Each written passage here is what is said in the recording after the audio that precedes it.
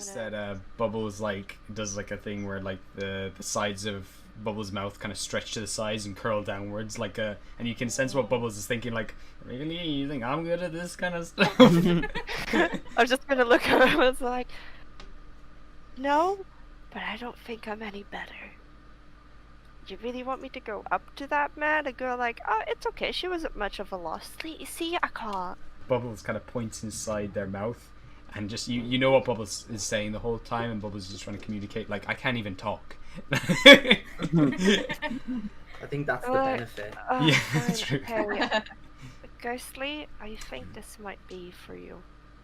What's that then? Go give Brian a hug. Oh, Brian's upset because Nagacinta's in bits on the floor.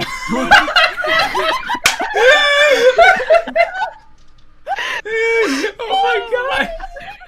Oh my god.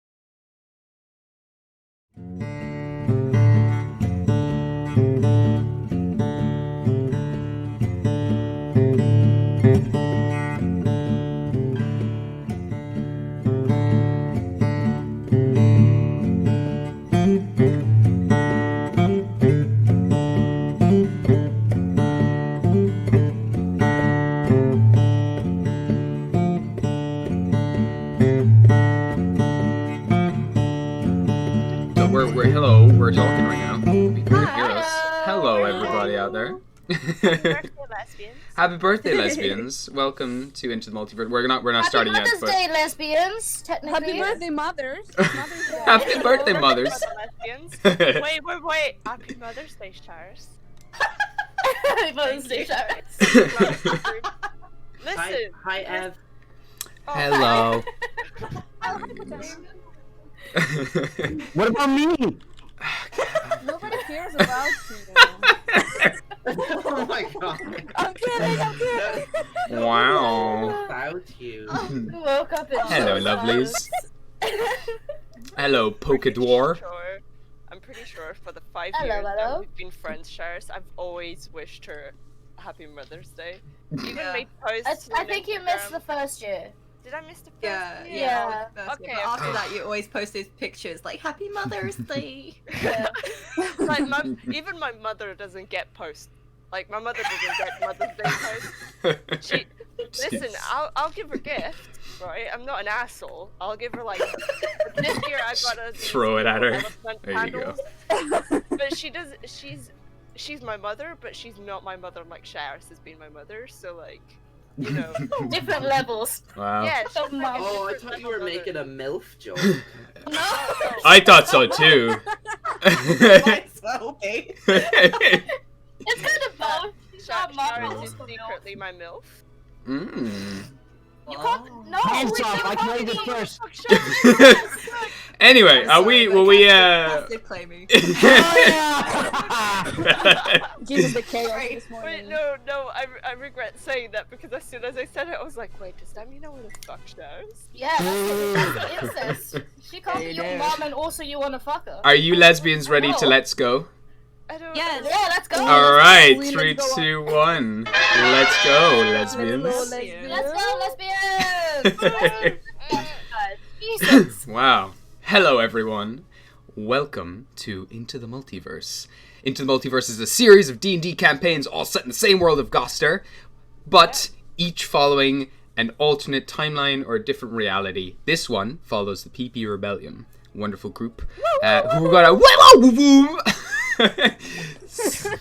I'll do a quick recap shortly on what's gone on, but before that I'm going to get everyone in the PB Rebellium to introduce themselves because they're so wonderful. We love them tons. So starting with Rael, who kind of is the mom/dad of this group.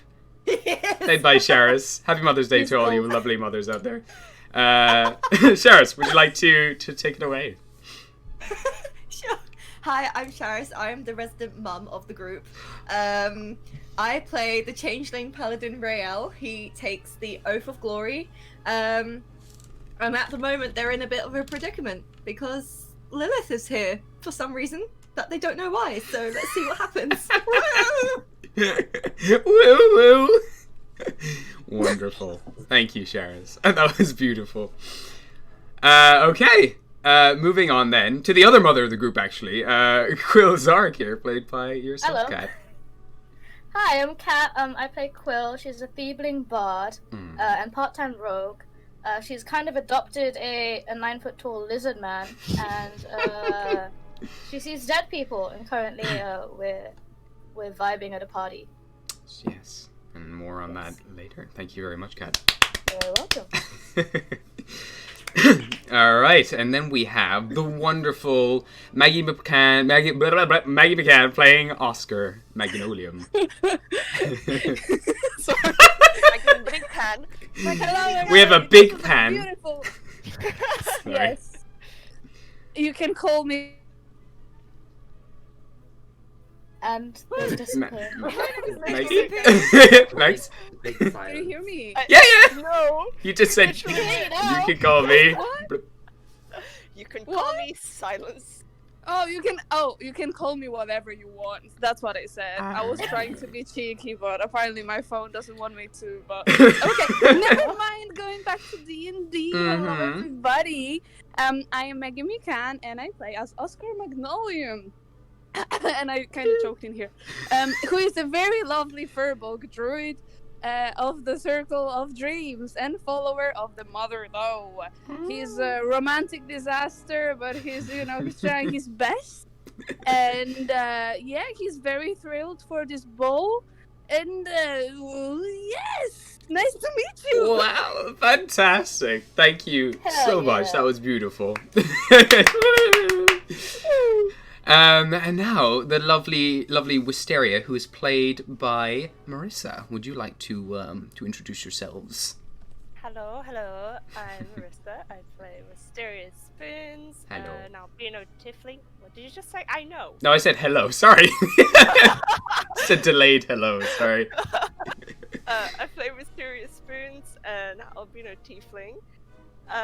She majors in Arcana, so she's an Arcana cleric. I am the resident child of the group. Yeah, we're in a bit of a predicament because Mysteria has been trusted for a lot of information by Lilith, and I'm not gonna lie, I forgot it all, as in character. Yeah. So I am currently reading 4 sentences that I wrote last week that I can't make sense of, so we'll see how that gets them. Oh, wow. Oh my goodness. Very in This is character. why you guys shouldn't fucking trust me with things. Don't! You just stumble across it. But this is why I'm playing a very dumb character, so it's fine. Perfect. Yeah. And more on that little. Thank you very much. Yeah, that was beautiful. But yeah, more on that encounter. I was gonna. I was gonna say more on the encounter that you had later on in our real recap. But before we get to that, we have a few more people on our list here. So Cass, you are playing Shahil. Would you like to introduce yourselves? Ayo, what's up, chat? What's It's up, man? Also known as Cassio. Oh my I God. play the annoying ass tiefling called Shahil. Wow, wow. Wow, all his character is, he lost his leg and he's stupid. Thank you very much. That was great, Cass. Thank you. Thanks for that hot introduction. Moving on to spicier topics, we've got. I think I'm put myself way too loud here. I'm gonna turn myself down. Oh my god, are you okay, Gabe? Yeah, I'm just slightly hungover and possibly still drunk. It's cool. My man. Whatever. Energy in this chat is wild. Moving on to you, Patama, playing Ghostly O'Keefe. Take it away. Hi, I'm Patema, and speaking of dumb characters, Ghostly kind of takes the cake. On that one. But other than that, she's a very powerful wizard and everyone's favorite comic relief.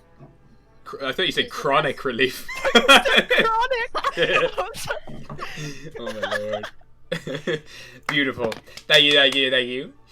And finally, we have yourself, Ev, playing Trill or Brr.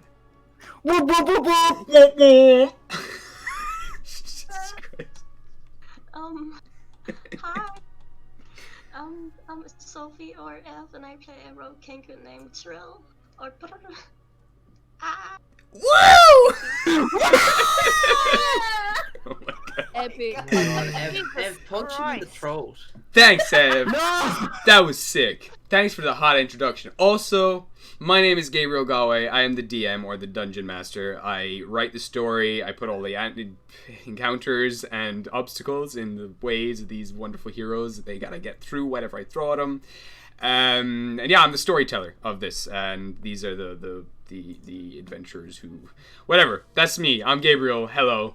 To do a quick recap of everything so far, this wonderful group, the PB Rebellium, has saved the Vale, one of the realms in Gostar. They saved it from a deity known as, or kind of deity figure known as Lilith, the Vine Queen. They managed to defeat her and free a bunch of souls who were captured by her back into Gostar, and now to celebrate them and to thank them, a Lord, Inigo Ostentatious Ubella Dragnella I, has set up a grand masquerade just for them, where they are the stars of the show, and they are now participating in kind of like a beauty pageant of sorts, where they're being scored on their dancing, catwalking, their outfits, everything else. And they're about to go... they're about to take place now. They're going to be going through the talent show phase of this series of events, which we'll get to shortly. But last we left off, everyone was socializing, dancing, and poor Wisteria, going upstairs looking for some diamonds or something to steal, managed to encounter Lilith, the Vine Queen again, who's not dead. They had a small encounter between them where basically Lilith was trying to ask Wisteria to help her out, and she has a quest for her, and if she helps out, she'll be able to save the Vale once more, or the whole of Gostar. The two of them had a bit of an argument, a bit of spit. Lilith did not know how to react at all to Wisteria. She was basically talking to her grand-niece, I think? Great-niece. Yeah, Great-niece, yeah, grand-niece. And then she just rage quit. She just flew off in an angry huff. And last we left off, as the PB Rebellion were all about to go on stage one at a time to perform their individual talents, they saw that Lilith was waiting at the back of the room, just told them to shush, like put her finger to her lips, told them not to pay her any attention. No one else in the room has noticed Lilith except for the party, and she just stands there smiling now, waiting for them to continue with their performances. So, to start, we have a little special thingy for you all. As Quill, you are the... Wait, hold on. Can we be last in the talent show? Would that be okay? You want to be last? Right now? Okay. Yeah, I feel like it would be a nice send-off. Okay, let's go with that. Yeah? Okay, perfect. That makes... Yeah, absolutely. Thank all right. you. So, what happened to my voice? Where did it go? Why is it down here now? Why is it up here? Oh, jeez. So... Grog! Overcompensated! Grog is first! Grog is called out on stage. Grog is the DM today. Grog is the DM. Hello, everybody. I do not have many talents except for slicing off heads, but I have one special thing I would like to show all of you. And he steps forward onto the stage, and he brings his hand out very nervously, pointing it towards Melody, who also kind of gives a nod and makes her way up onto the stage. Grog kind of lifts her up, places her on the stage, and he says, we have been practicing this for a few days, and I would like to show I am more than just killer man. I also am good at dancing. And so he's like, okay, here we go. And he takes Melody's hand very delicately, and they begin to dance, waltz around the stage. They kind of step off, and the pair of them begin to dance around the room as everyone in silence watches them. And there's this wonderful grace to Grog all of a sudden in this moment. Melody kind of seems to be leading somewhat, and Grog is trying to pick up the pace with her, but nonetheless, the pair of them have a lovely little dance together, and Grog just looks very content and happy, gives a bow to Melody, who also gives a bow. Grog kisses her hand, and Melody returns, leaves the stage. And then as soon as Grog goes behind the curtains, he just kind of sinks down into one of the sofas like, oh my god, whoa, that was intense.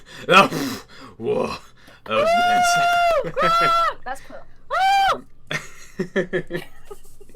And with that, the judges take a minute to assess the scores, and they decide to give Grog for his talent show 3 points. They each give him 3 points.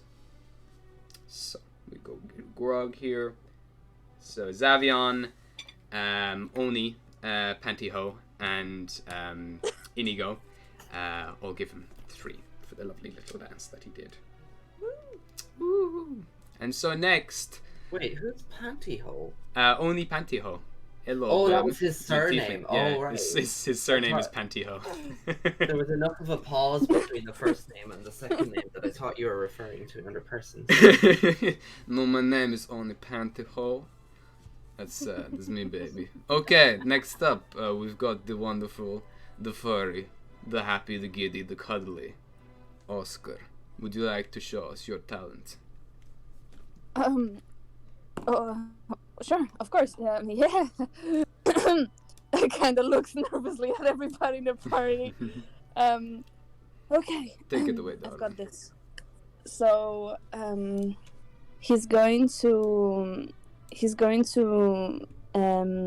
touch the floor, and he's going to like make some motifs on the floor. He's going to move his hands on the floor in like circles, and at the end, when he pulls his hand up, you see he's pulling from the floor this green magical energy. It's like a gigantic green blob that starts forming into different shapes, and at the end, it's going to the blob is going to shape into a beautiful deer with very long horns and flowers at the end. And that's basically I'm casting conjure animals. Ooh, that's cool. And the deer bows to him, and then it starts jumping around. And while it's jumping, it splits into 2, and there's 2 of them now. And they both start performing and just jumping around with their beautiful horns and just showing off. That's so cute. That is absolutely gorgeous. I'm gonna get you to make a spellcasting attack, if that makes sense. Ooh, okay, this is my first time doing this one, babe. Okay, so it's just a d20 with my spell attack, right? Spell attack, yeah, which is your wisdom modifier plus your proficiency bonus. Yep. Okay, that's a 21. 21, okay. Beautiful. So, I'm also going to get you to make,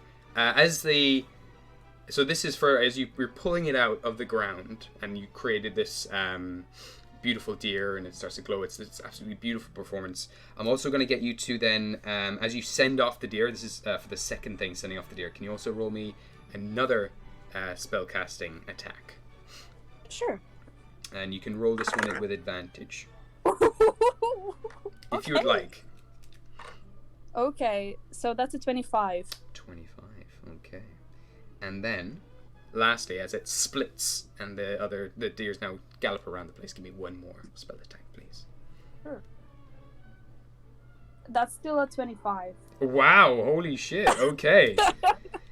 So you see now, as these deers are dancing around and kind of, like, one of them like leaps into like a punch bowl and starts to take some of the punch with it, and there's like footsteps of punch just through the air as it gallops around, and eventually all the punch kind of falls back down to the floor. They both burst into lovely green light, and the judges and everyone else are left stumped, absolutely just completely taken aback, silent for a very long time, and they start to discuss. And each And one. when they're silent, Oscar is kind of, nervous, like, did I do something wrong? Xavier has a big smile on his face, and he just says, "That is absolutely beautiful, Oscar. Most impressive. That's well done." And all three of them hold up a 4. Okay, thank you. And I bow together at the same time with the deers. And they're like, and then like Xavier's like, wait, you know what? I think a 5 for that. That was absolutely gorgeous. Thank you. Thank you. And then Oscar will do like a swirl and puts his hand back on the floor, and they disappear. Oh, that's gorgeous. That was very, very lovely. Of And you can course, take. quiet applause in the back. Just, What's the scoring system? I have one that you don't know about, but there is a scoring system for this. Is it out of 5 or is it out of 10? It's out of 5, yeah. Oh, okay, so Maggie did really good, not really shit. Yeah. I just wasn't clear on that. I was like, why is it 5? Yeah, you did really, really well. That was amazing. Thank you. All right. And Xavion's kind of there, kind of taken aback, kind of like, oh, jeez, that was fantastic. Like talking to Oni, and Oni's like, yes, very, very sexy indeed. Let's see how the wizard does. Ghostly O'Keefe, it is your turn to show us your amazing talent. I'm going to need the help of me assistant Oscar for this one. Oscar, could you step up on the stage? I know you just did your deer thing and all that. I hope you don't mind. Of course, yeah, of course. I will help you. What should I do? I'm gonna. Ghosty's gonna whisper to Oscar. Say, I'm gonna do that trick I showed you with me rope. Oh, yeah, that was pretty cool. Mr. Patio, could I get a bit of rope? Of course. We're gonna do a bit of bondage. I like where this is going. I have my own here. I have pockets in my dress. No worries, baby. I always got some spare. And he starts pulling out this red silk rope out of his pocket and hands it over to you. All right. Hello, everybody. I'm Ghostly O'Keefe, and this is my wonderful assistant, Oscar Magnolium.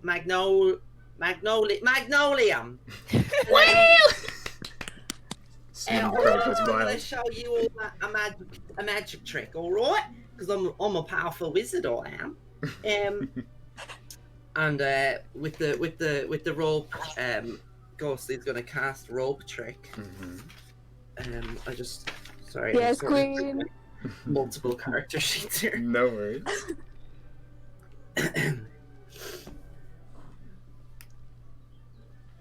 But she casts rope trick. Okay, so and the rope will do the little floating up into the air thing. So what I'll get you to do first, to start things off, to get the attention of everyone, I will get you to roll a performance check for me, please. Okay. Oh. Am I okay to assist her in that? You can, yeah, you can roll with advantage. Yeah, absolutely. Okay.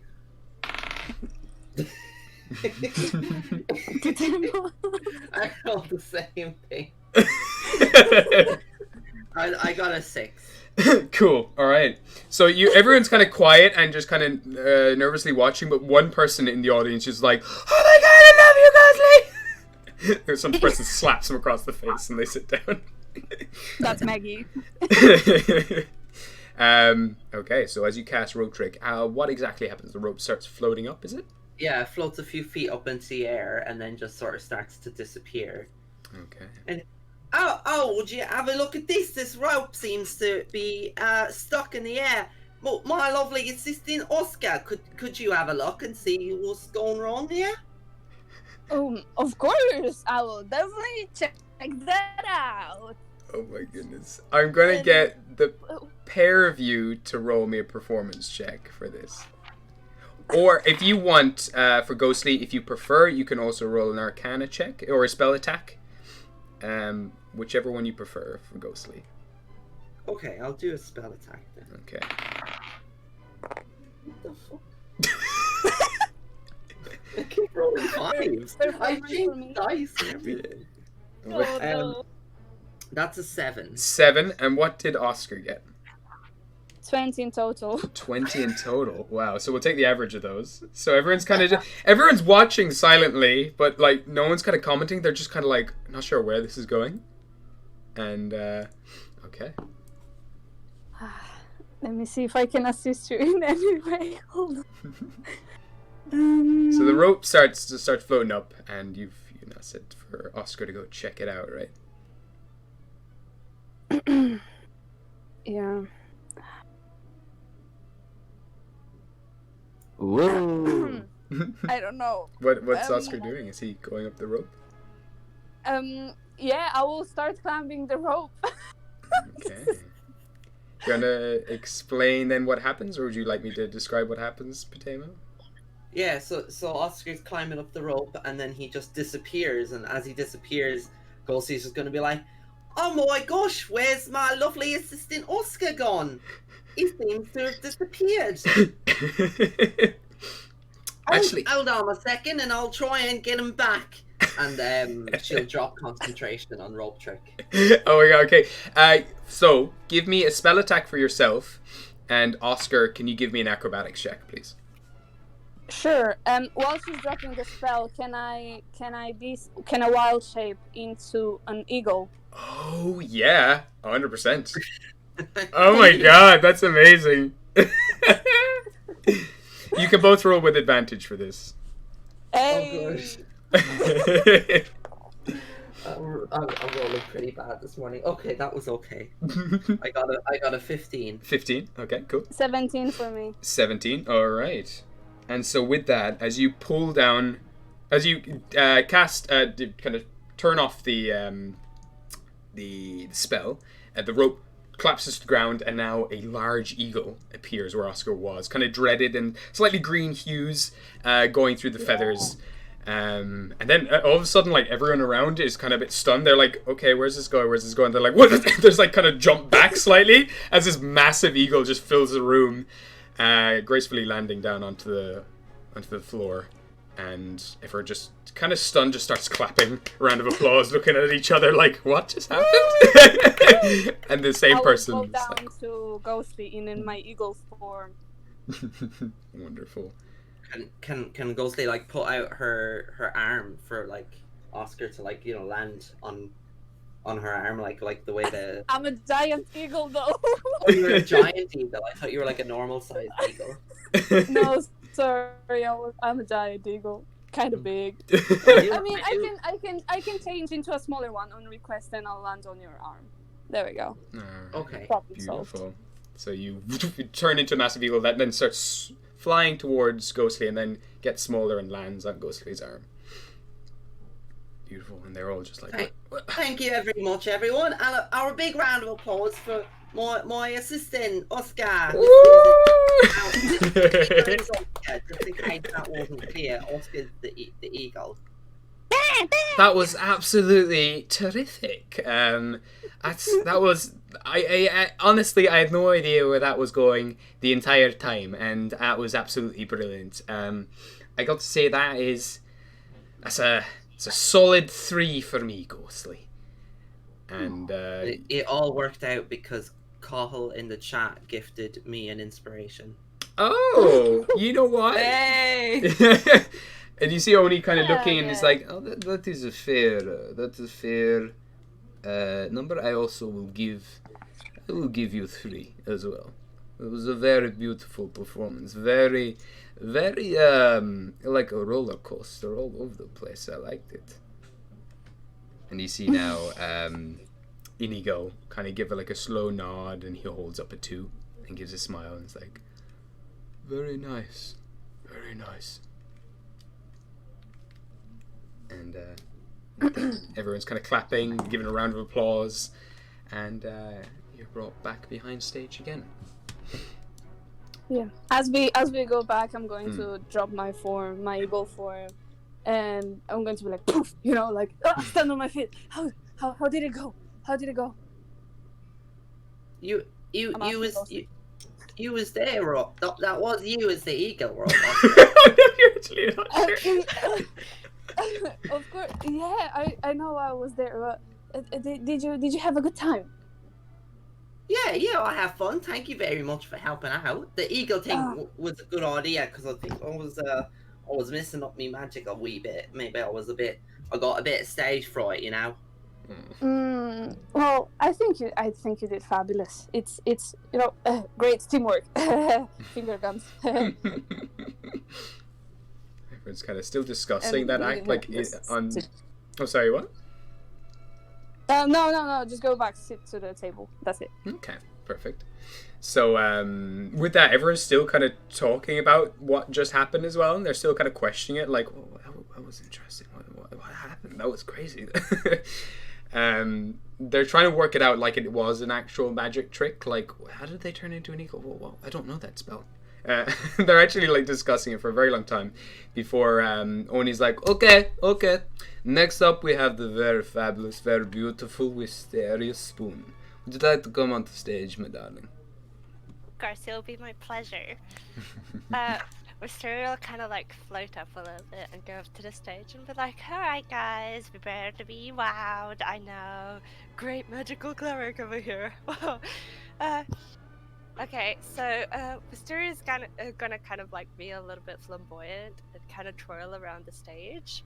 And like, as she twirls around the stage, she's gonna go straight to the middle of the stage, fly up, and then she's gonna cast a Guardian of Faith, which will release a massive white dragon right behind her. Wait. What is this spell? Logwood. Yeah. Okay, you know what? Fuck, I'm not even going to look it up. So give me. So a large spectral guardian appears. I can choose which one. That's It's a massive cool. white dragon. Nice. Okay, give me a spell attack roll for this one. What is that again? It's your wisdom modifier plus your proficiency bonus. And you roll a d20. Yeah, I got that. I got a wisdom modifier and profit. Yeah, I got that. Oh shit! That's a 25. 25. Nice. Okay. So with that, this massive white dragon explodes behind you. Its wings open up and just snow billows into the room, like blowing people back. And you turn around. It's absolutely massive. It's colossal. It fills pretty much the entire room behind you. And the rest of you backstage are submerged inside this white dragon currently. Okay. And where do you go from there? The dragon are gonna fly around and dance. I didn't think a Wow. lot about this. Okay, I want you to give me a performance check for that one. It can do. Gets a natural one. Oh no. I got a 13. 13? Okay. Yeah. Okie dokie. Gets eaten by the dragon. So, as you do kind of clunkingly like move around. It's so massive, this dragon. Kind of goes down a little bit to more reasonable size, kind of takes your hand, and you start to dance around with this massive dragon around the room. And everyone's kind of taking a step back. You also catch, Lilith's eye at the back of the room. And she's also quite stunned and has this quirky smile across her face. And she's just there kind of like that clapping. as soon as me and the dragon fly past Lilith, can I flip her off? You can, certainly, absolutely. So you kind of Thank you. flip her off. And she then immediately, the smile drops. And she just just rolls her eyes like this kid. She kind of turns away, like hiding half her face in her hand. And you continue dancing around the room with this massive white dragon. And then finally descend. Is there anything else you want to do? How do you want to wrap it No, up? that's it. We will both descend, but the dragon stays with me. It's active for 8 hours. Oh my god. I don't give a shit. The dragon's staying with me. I didn't waste that spell slot for nothing. Okay. That spell slot is gonna protect me. So if anyone is hostile towards me and moves forward, then they get 20 radiant damage. I didn't just blow that spell out for nothing. That's if anybody's amazing. trying to attack us, you'll fucking kill them. So with that, you and the dragon do a battle. Hell yeah. And I would like you to make just an Arcana check, please. I can do that. I think I have inspiration from last week. You should do, I think, actually, yeah. Oh no, wait, no, you don't, because you asked me before going up the stairs. No! Yeah, if I can have one. So you don't have one, I think. I'm sorry. I got a 9. Nice try. 9. Okay.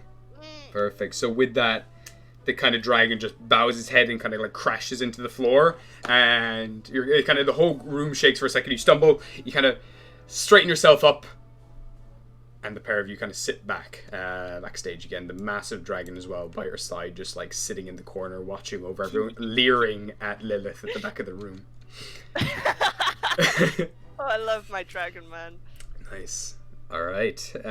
So with that, they're kind of looking at each other. They're discussing some stuff, and they start giving out points. Xavion is like, hey, I wasn't expecting the massive white dragon. That was absolutely brilliant.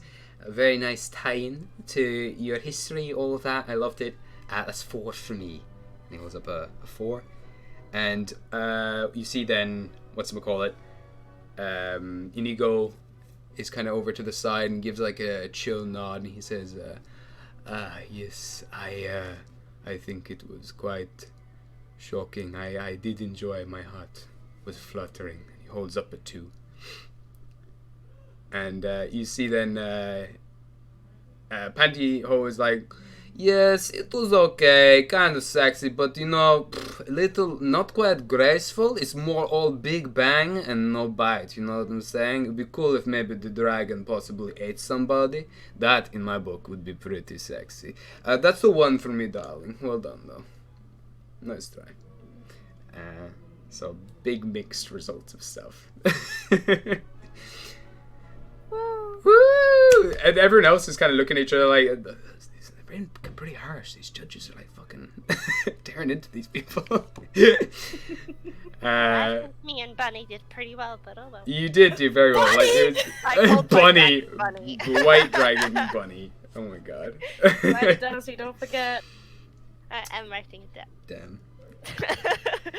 Okay, and moving on, we have another beautiful, very sexy, very handsome tiefling in the back there, Shahil. Would you like to make your way on stage, please? Gabriel, I'm whispering to you. Oh yeah, what's up? Okay, so, I have a thing I want to do, right? Okay, yeah, sure. But I don't know if you're gonna allow me to do it, first of all, and second of all, I don't know if I need to use a spell for it. Okay, what do you want to do? I kinda wanna fuck with just making some ice shit, but in a specific way, but do I have to use a spell for it? We will use your spellcasting modifier for you Okay. so you'll be using your charisma. Okay, so, okay. Yeah. Okay, thank you. Basically, it's kind of like how well you can will Tyr's powers and how much of like him you can win over, essentially. Okay. Do I have to roll first, or do I just go for it? Tell me what you're doing. Right. Making this all up on the spot, by the way. Cool. So, Shahil's walking out very slowly with his cane, kinda alert, trying to like charm the audience a little bit, just with his mere persona, I guess. Okay, so with that, as you come out with the cane kind of clicking along, everyone goes silent. Can you give me you know what, give me an intimidation check. Intimidation? Yeah. Shit, okay. Oh my god. I like that. Yes, baby. That is 18. 18, okay. Perfect. So with that, as you start stepping out, everyone goes absolutely silent, as it's just you and your cane walking along onto the front stage. Okay. And then he's gonna lift his other hand that isn't holding the cane, in a very, like he's moving all of his fingers separately in a very elegant but also a little bit intimidating way, I guess. And he's kind of pointing a bit, or no, he's not pointing. He's like almost like he's playing a piano, and as he does that, small icicles start to like rise from the floor. Okay. Give me a charisma check, just with add your charisma modifier to the roll. Okay.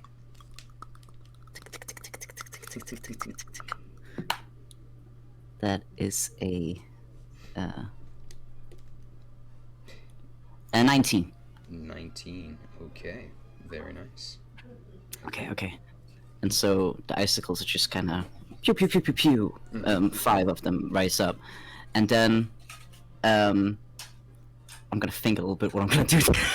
As you're doing this as well, you would notice that Inigo, watching you over to the side, is kind of like it looks like he's pained to watch you do this. There's a bit of strain on his face as he's watching you, but Oni and Xavion are very much like invested in this. They're like watching, they're really observant, but he's kind of like trying to almost not look.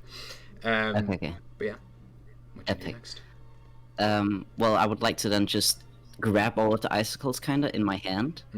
And if I can, I would like to transform them a bit to one of those fancy swords, like a rapier, I guess they're called. Nice. Okay.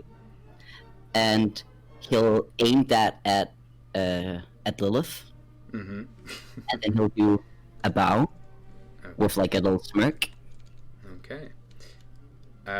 I'll get you to make then, as you grab all these icicles, turn into a rapier, appears into this rapier, pointing into the back of the room. Give me another intimidation check. Okay.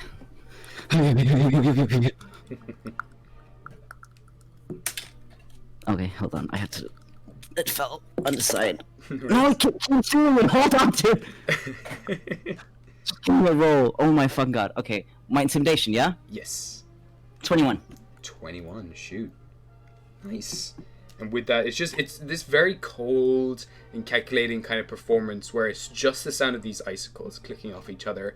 Like you're playing a piano and they kind of make these chiming noises as you play them in the air.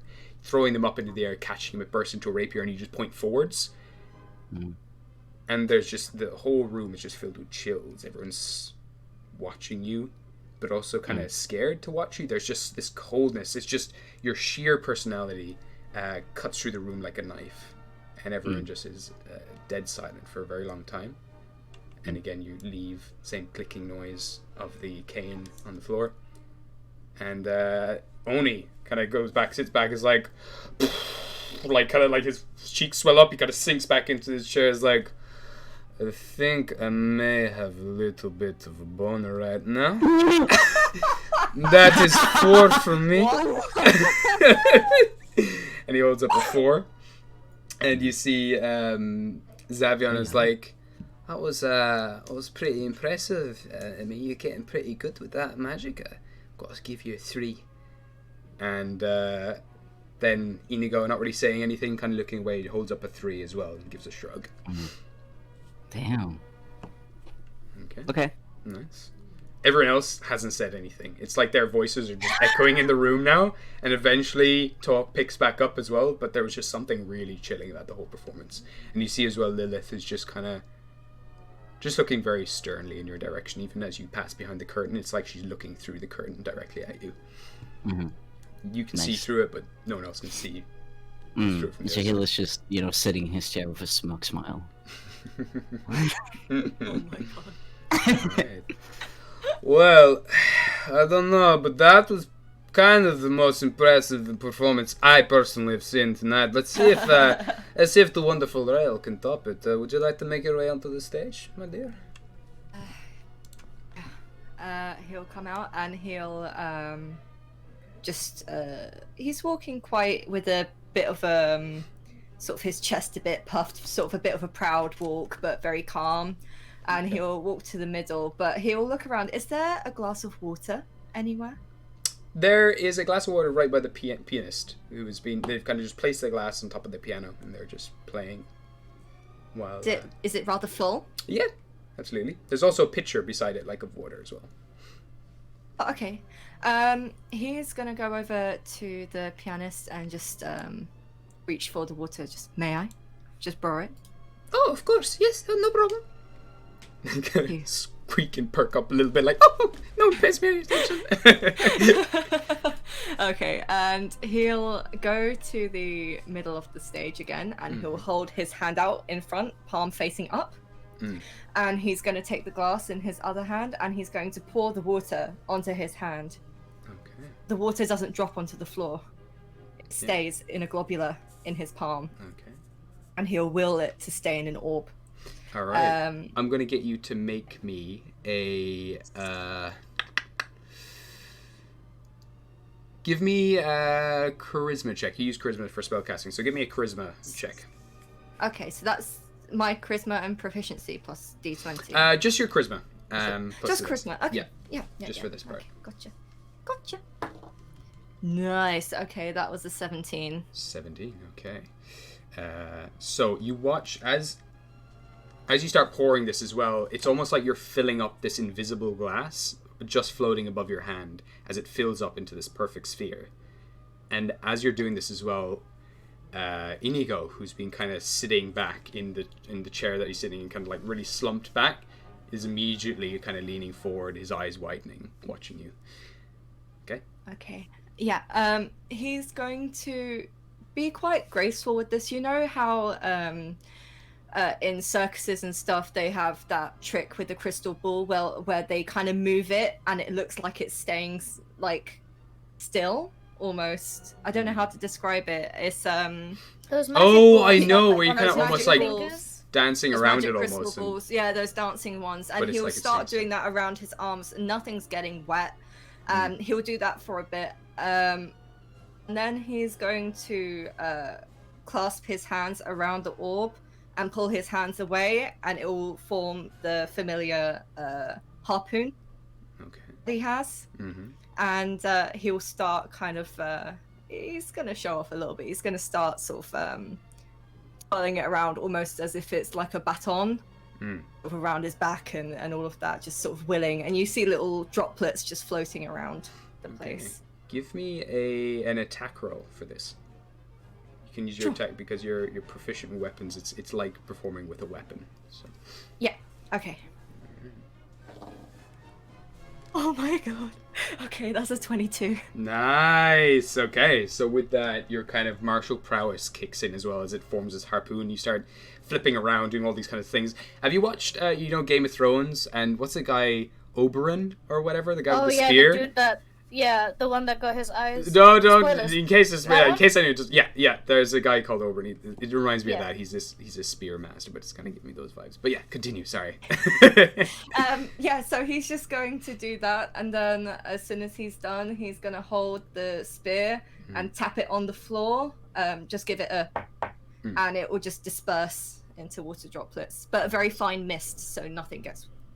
Okay, cool. Well, give me a spell attack for that final one. Okay, what do I use for that? So it's your charisma modifier plus your proficiency. A d20. Yeah. Okay, gotcha. The 23, baby. Holy crap. Okay. With that, everyone just has this massive round of applause. They're actually like hyped after that one. Like you see a bunch of them kind of like invigorated from this massive energetic performance, and a lot of people really perk up with this.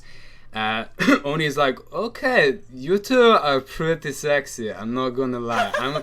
You probably ice water. Oh, so good. 4 for me. Thank you very much.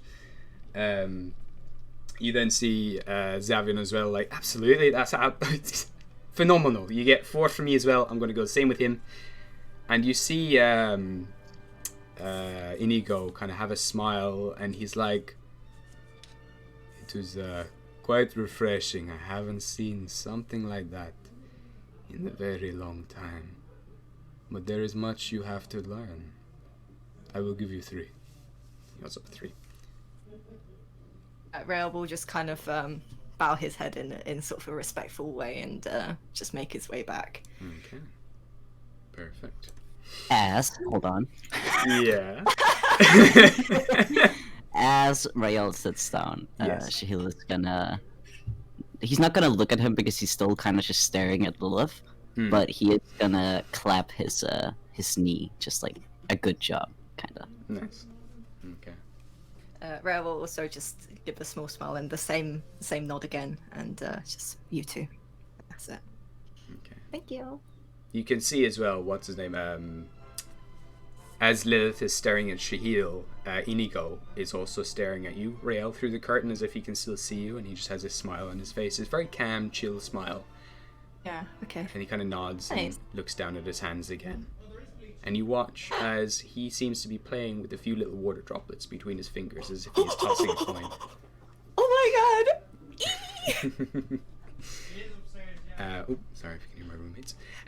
Okay, that was. Oh, sorry, I kind of went from me to Oni there. Okay, pretty good. Okay, wow. All right, let's bring out the lady with the knife. Come to the stage. The wonderful, the beautiful Trill. Would you like to make your way? First, I would like to know if there are any extra sharp knives lying around. Absolutely. You can see the tables and stuff that they've kind of taken away, put to the side. There's actually a bunch of cutlery kind of like laid out. You can actually, they're sharp knives. They're like sleek, golden knives used for kind of cutting steaks and things like that. You can pick up a few of those for sure. Right. I would just. She's gonna pick up one. Okay. One of the sharpest. Perfect. So there's a nice like, not a cheese knife, but kind of the like something for that was like a little larger on the table, for something like serving up some sort of meat or something like that. So we can. Yes. So she's gonna take that and then just walk to I don't know wherever the other was standing when they were doing their thing. Okay. I'll pop you there. And then she's gonna pull out her daggers. Do a quick bow. Kind of smiling. And then I'm kind of improvising here because I've sure, yeah, absolutely. My other idea, but no she's gonna start kind of slow, just kind of having one in her hand and then just kind of flick it up and catching it again, just a little bit. All right, I'll get you to make a sleight of hand check for this first part, with the bringing the daggers out and now starting to play with the dagger. Alright. Oh, that's 25. 25. Holy shit. Okay. So with that, like it's like an extra limb. It just moves around your entire hand, flipping in every sort of direction, and it's just absolutely hypnotizing. All you can't help but just be focused on this dagger as it dashes from one place to the next, disappearing, reappearing. Okay. And then she's gonna start throwing the other knives, kind of doing a small juggling, not too high. Okay. Then she's gonna start throwing them higher and higher. Nice. Okay. Just kind of juggling them, and then sometimes she's gonna throw one of them extremely high, nice. Grabbing them again. Okay, so I'll get you to make another sleight of hand check for this. Alright.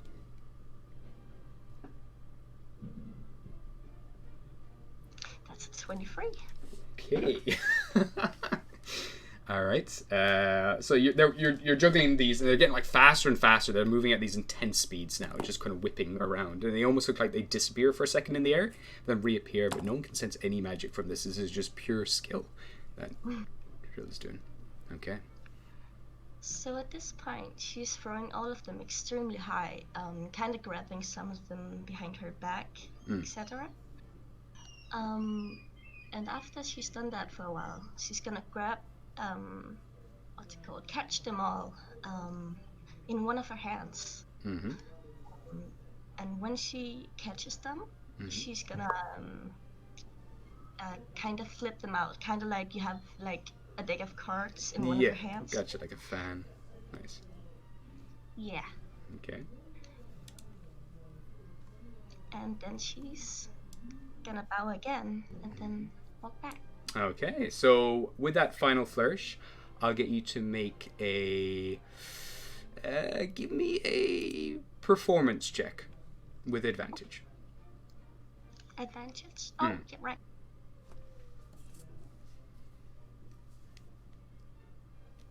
Alright, well I got a nat 20 on that, so holy shit, okay! Too powerful! Hell yeah, let's go! Wow. So with that, they're kind of just like, everyone's absolutely hypnotized. You fan them out, you give your bow, and then the blades disappear from your hands. With a flick of your wrist, the blades are gone. And you return back to the stage, and you see also like Oni just like feeling his body, like wondering like, is he just being stabbed? Like where are the knives? Like Xavion is also kind of like sweating. He kind of like wipes his hands off his pants, like That Kenku's absolutely terrifying. Hell yeah, There's just she this dark scariness yeah. that it's, and the fact that they're all just absolutely amazed because there was no magic or anything involved. You were just watching these daggers disappearing, reappearing all over the place, and you see Xavion and Oni kind of look at each other and give like a nod, and they're like, "That's 5 for me," and yes, 5 for me too. Absolutely, I've never seen such skill. And you see then Inigo also, like, eyes wide, like he actually stands up and does a clap, and he gives a nod, sits back down, and just says, 4. Thank you.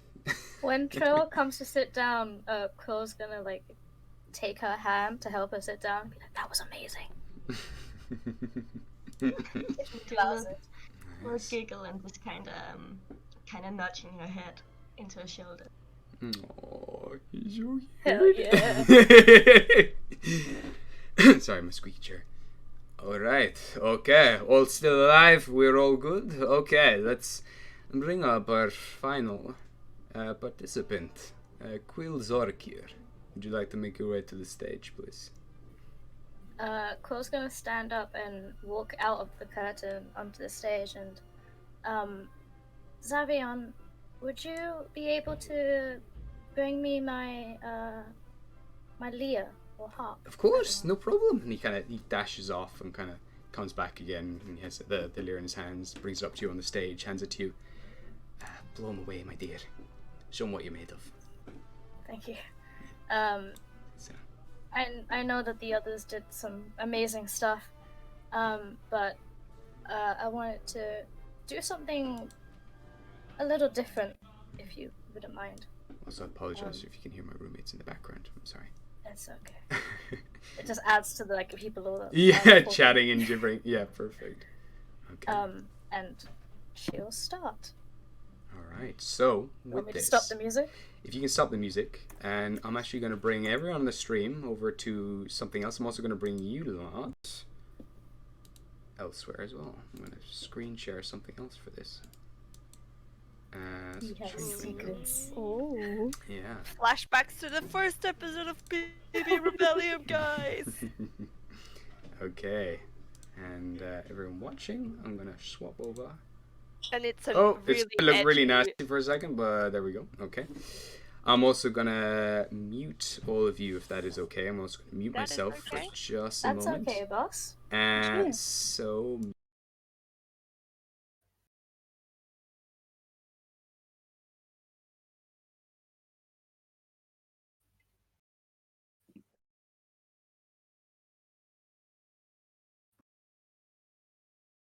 Sure. No Will problem. do. Yeah, of course.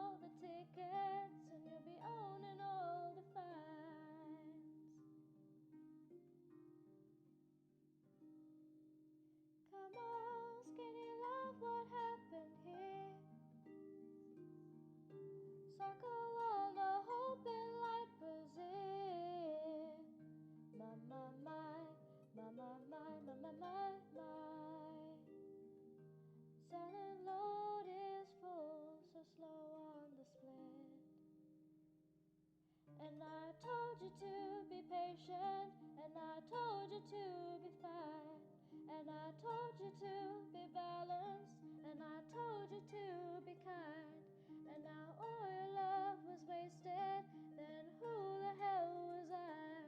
'Cause now I'm breaking at the edges, and at the end of all your lies.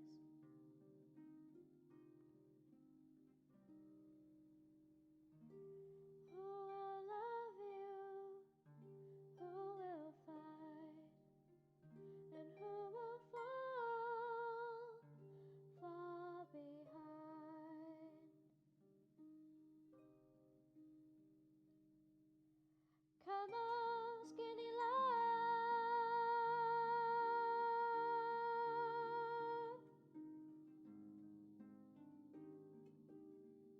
My, my, my, my, my, my, my, my, my. My, my, my, my, my, my, my, my, my.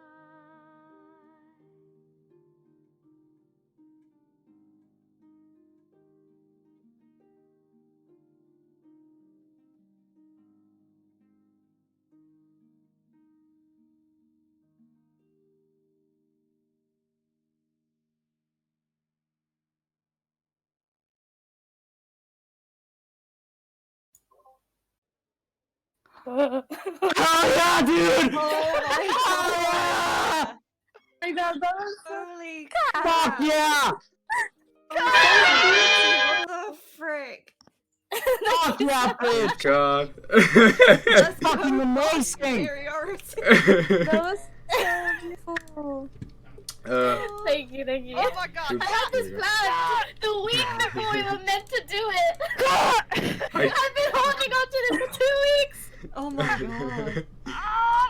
I go, mama, mama. I wasn't, you know, I wasn't gifted with singing, but the mama was beautiful. Thank you. And, Yeah, it was so good. skinny love Holy for crap. the win, Well boys. done, Kat. Skinny love for the win. When Quill dies, we need to play that song. Oh my god.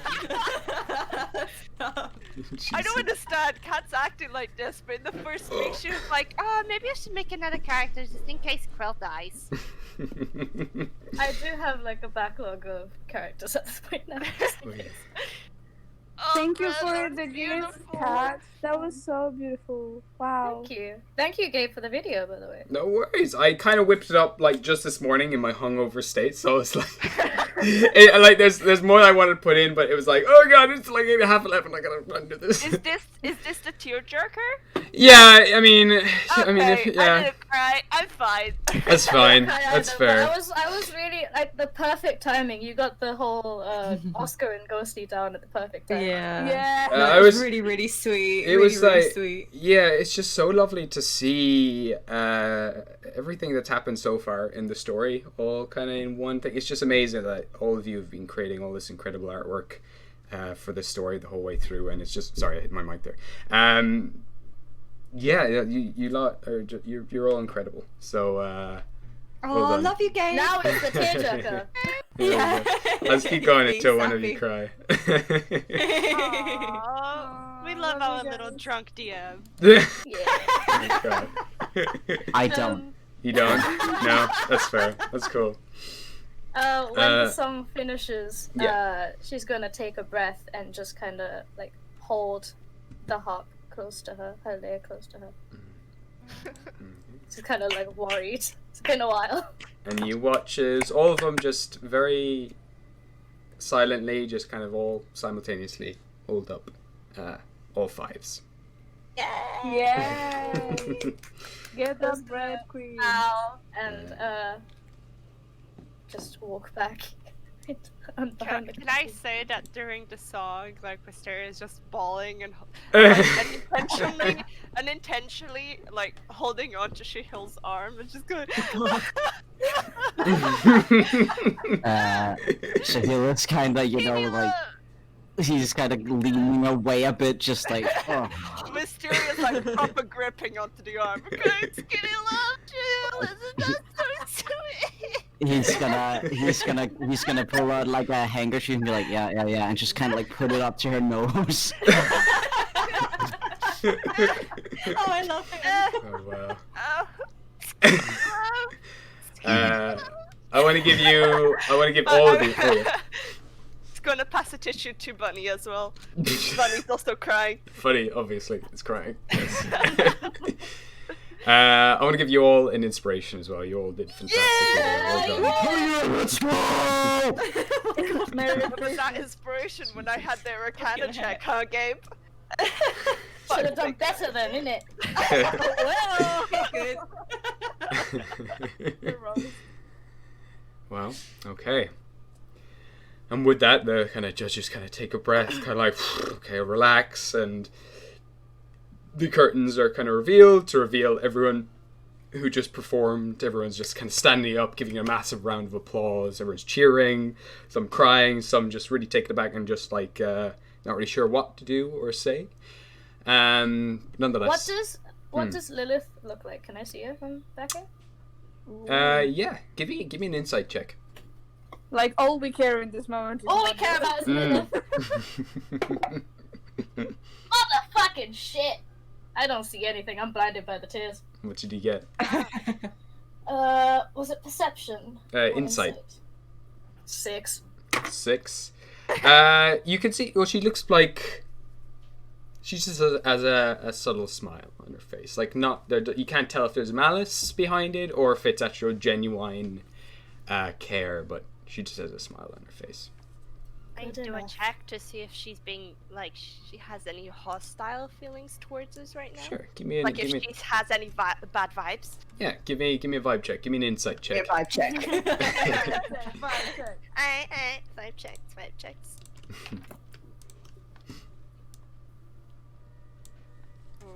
That high enough though? What did you get? I got a 14. 14? Like you can't sense any. She's a real enigma. She's hard to get a full read on, but you can't really sense anything bad, like any bad intentions from her. But she does, as you are looking at her, taking her in, she begins to walk forwards and step forward as everyone looks around. Is she being hostile because my dragon will attack? Not at all, no. Okay. Your dragon seems to be quite calm right now. I'll find her now. Where is she going? We're all ready to throw hands, and she's not even technically here. I just feel like my dragon is just kind of like picking his nose with his claws. Like my dragon is just as dumb as I am. Literally, he's just sat there slouching down like, ah. You watch now as she makes her way over, kind of puts her hand on Zavion's shoulder. You see Zavion go rigid immediately. And she just kind of pulls up a chair, sits down beside them. And you see Pantyho look at Lilith like, we've been waiting for you. Where have you been, Stephanie? We've been just starting the show. What's you're late, but it's fine. We've been able to bring Zavion in here. What took you so long? And you see Lilith just kind of like flick her hair behind her ear, like, I'm sorry, the snow and my carriage broke down, and it's been one of those rough days. He's like, no worries, no, whatever, it's fine. You can be here for our final questions, which we'll be asking them very shortly. And at this time as well, you're seeing more kind of waiters and waitresses start to bring out the tables and chairs again and set them all up so you can be questioned for this next series of... you got asked one round of questions that Zavion got to ask you all. And now there is one more round. So when he's like, I think I might take a break from this one. You take over here, Stephanie. I'm just going to sit in the back. I'm going to enjoy just taking all of this in. So, hello, Miss Stephanie. I thought I recognised you for a second. I was about to chop your head off.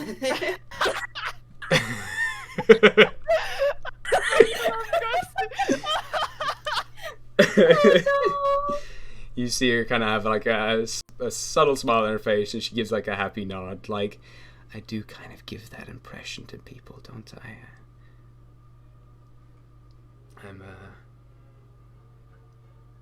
I can't. I can't think of how to react to that. I'm actually I'm trying not to laugh like so hard. How does she talk to her nieces? Who the fuck knows? Oh my gosh. Well, I'll try to keep my head on for the questioning here. Are you all ready? Tori's just gonna pout. Yeah. Yeah. Pout with her arms crossed, Yeah. like. Very good. Okay. Well, I will start with the big boy over there to the left. Grug, I believe. Yes. And Grug's just there, kind of like he's clawing at the table, like trying to keep cool. Like all his muscles are tensed up right now. Cole's gonna put her hand on his hand. He's like, it's okay. It's fine. Give me a persuasion check. More like a comfort check at that point. Persuasion 14. 14. Greg's still kind of on edge, but he relaxes just a tiny bit. Kind of takes your hand, but that's about it. He's still looking at Lilith, and Lilith says, with like a smile across her face, still the whole time, very confident. She says, "We all love food here. What is the best meal you have ever had?" And Crook just with like gritted teeth just says, "My wife's, my wife." My son. What the fuck? He just continues looking at her with like gritted teeth, like. That's probably I don't know, an that's answer." cannibalism or kinky. I'm concerned. I didn't eat her. It just smashes the table and just stomps off. It's like, I don't know why no one's attacking anybody. I don't understand this. There's no peanut butter. Why isn't anybody using peanut butter right now? I want the peanut butter. And it's just like he jabbering, just punches the shelf. Just, I'm done. I'm done. You see kind of Lilith's eyes a bit wide, like taken aback, like, ooh, okay. Cole's gonna turn to everyone and be like, sorry about that. Lilith turns to you and she asks, "My dear, are you scared to die?"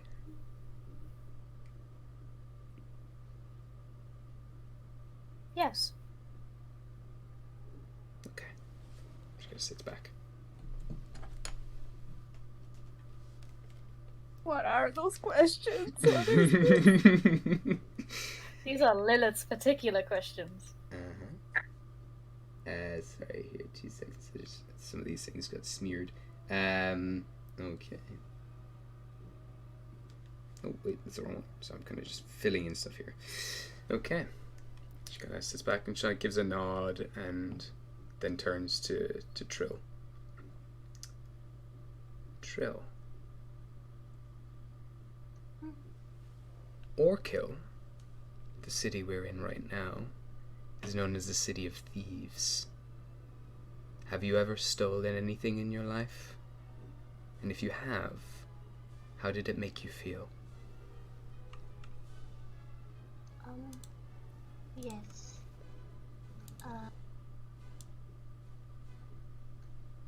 Upset. Interesting. Gives a nod. And turns then to Rael. Rael, my dear.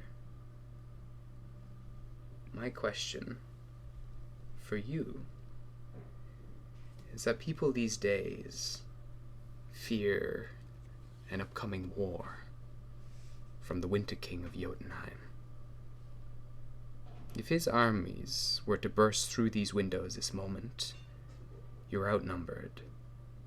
Everyone here is about to die. But you have time to save one person. Who would you save and why?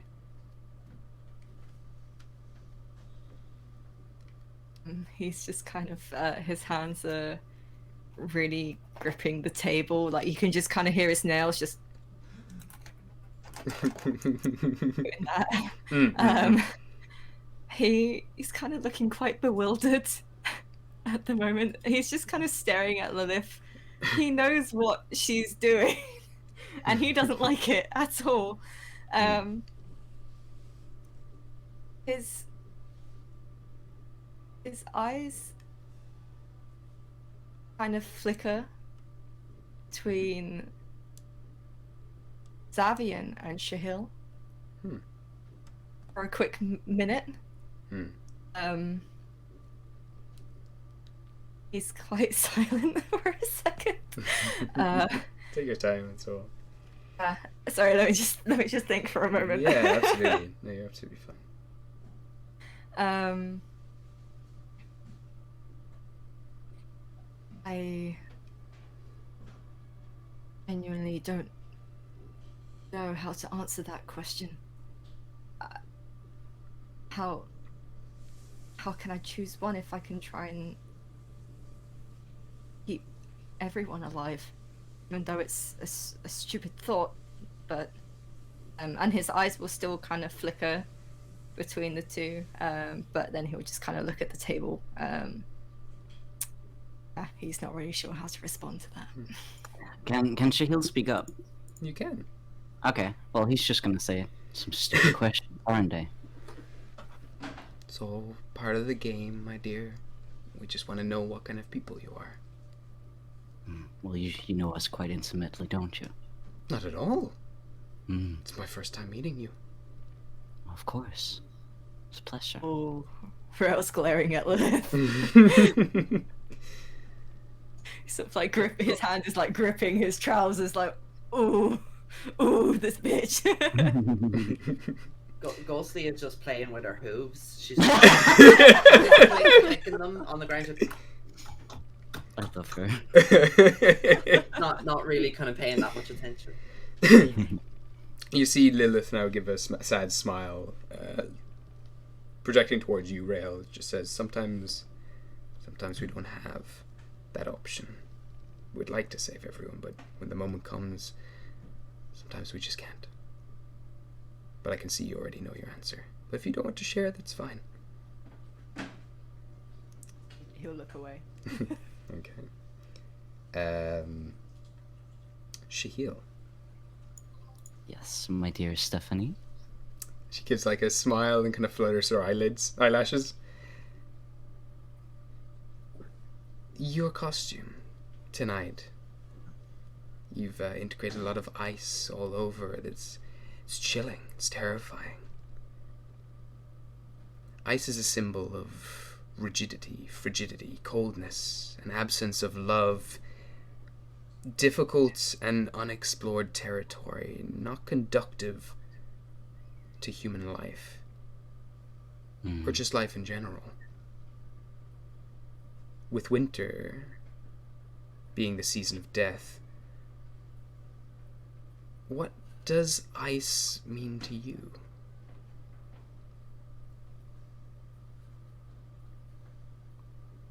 She gives a smile and kind of places her chin like on her hands that she's kind of linked together. Oh, wait, that bitch, dude. Okay. Shayla's gonna once again just smile.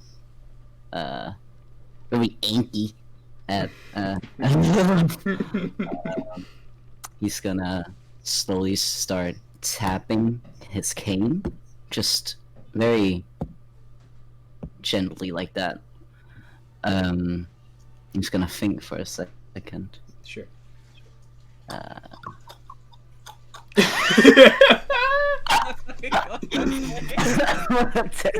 Wow. Beautiful. It's so much of this music in the background as well. Yeah. I've turned it down a little bit just for this scene, just on the stream itself. Apologies if you can hear the toilet glove. Well, he can take a shit whenever. Okay. So he's gonna look down at his cane, at his rings. Well, it's like a waltz. Working with ice. Kind of tilts her head. What do you mean? It's a constant dance, but you don't know each other. I don't know my partner, they don't know me. Constantly fighting for dominance. But it can be powerful if I can wield it correctly. Sorry, you heard a hiccup. I'm so sorry. She gives like her kind of face turns serious all of a sudden and gives like a nod. Kind of leans back in her chair. Thank you. No problem, B. Okay. Wisteria, my dear. You Yeah. look absolutely marvelous tonight. That Thanks, dress. it's my it's- mother's dress. I was just going to say. Mm. I believe you're from Rumble Range, my dear. Yes. A land of thunder and lightning. When you Yes. hear the word lightning, what do you think of?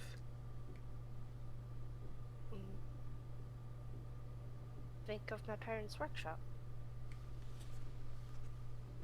Interesting. Just gonna make a mark here. Thank you very much. Just gives like a Sure. gentle nod. Hello there, Ghostly. And she kind of leans forward and has a big smile on her face. Oh, mate, yeah. What was the question? Sorry, I wasn't really paying attention there. I have a question for you. So, people in this world, they fight for different reasons. You fought Lilith to save the people of the Vale. But on a day-to-day basis, what is the greatest battle that you face? What? Are we getting scored? It's a question that's like got an answer. It's not really. It's like not really a quiz. If it's like, what's your opinion on the color orange? It's a weird. I don't. So what am I fighting with every day? Yes. We usually just Do you have any internal battles, Ghostly? Battles that you had in your own head or in your own heart? Ghostly's kind of joyous demeanor is gonna kind of fade away a little bit, and she's just gonna kind of slump in her chair and look at her hands. I don't really like this part of the talent show. Okay. We'll move on then, Ghostly. I'm going to reach out and grab her hand. Aw. Can Mysteria grab Ghostly's other hand and kind of just go, Absolutely. hey, if you don't want to answer, you don't have to. I don't like this Stephanie one. She reminds me of the lady who killed Lilith, who killed Brian. Freudian slip there. It's alright. Don't worry, Ghostly. Look, Bunny's behind you. He'll protect you. But you don't have to answer, okay? Just talk about the color orange. And say that's your answer. My answer is the color orange. Oh my god.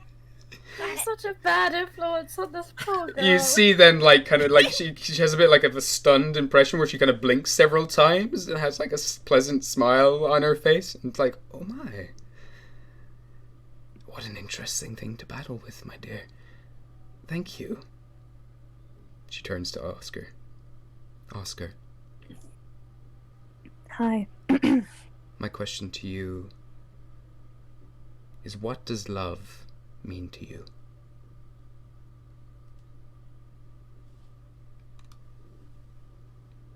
Take your time. Love. I would say everybody that is sitting at this table. It's what really matters in this moment. Okay. Thank you very much.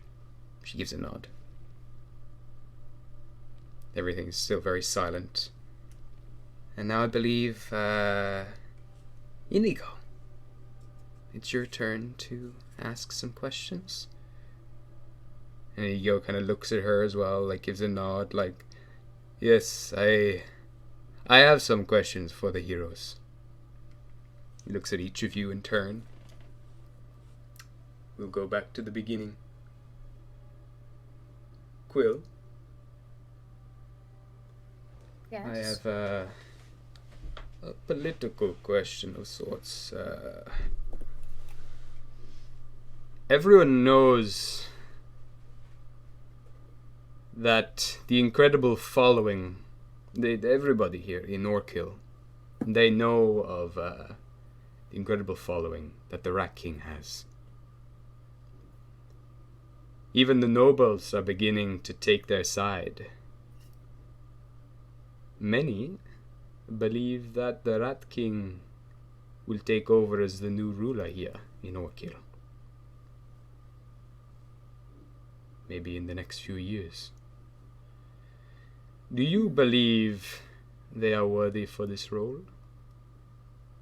And what good or bad do you think they will bring if they took over? Now, in terms as well, just add a character. I don't know how much I've said to you about the Rat King, but you would be very aware that so Orkil is known as the city of thieves. Yep. There's a big divide between the poor and the unprivileged in Orkil, and then the nobles. The nobles themselves are there's a large group of them. I actually have the name here. But they are known as the bear with me. The Anglis Noir. Noir, actually, I should say. Which stands for the Gold Church in Sylvan. There's then another group known as the Crown, so they're the actual king or queen. Currently, the queen. You would know the queen actually. The queen is called Lavender Mistan, and they're Green Dragonborn. Green Dragonborns have ruled over Orkil since forever, as far as you know. And then the other side of things, there's the Rat King. So the Rat King is this figure who is like a Robin Hood of sorts, who steals from the rich, gives to the poor, and more over time, people believe that the Rat King will eventually take over all of the nobles and give the entirety of Orkil to the people.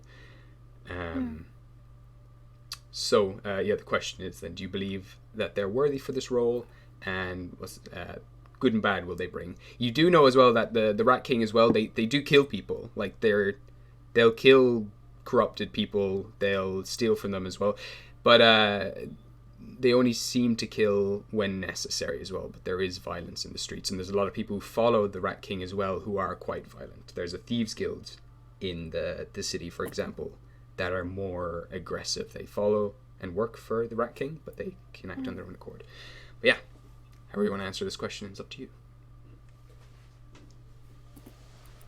Sorry, can you repeat the question again? Sorry, the question, there's a lot there for notes and everything, but so the question is, do you believe that the Rat King is worthy of being a ruler over all of Orkil? And what good and bad do you think they'll bring if they took over?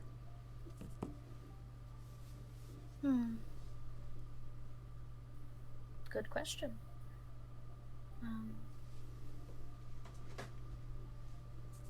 I think no one is really ever great at looking after a whole town of people. Everyone's gonna have their own agenda in some way or form. Him taking over, maybe for the better or the worse now, but that could change, and you never know how someone will think in 300 years. Gives like a very gentle smile as well, and a nod, kind of agreeing with you.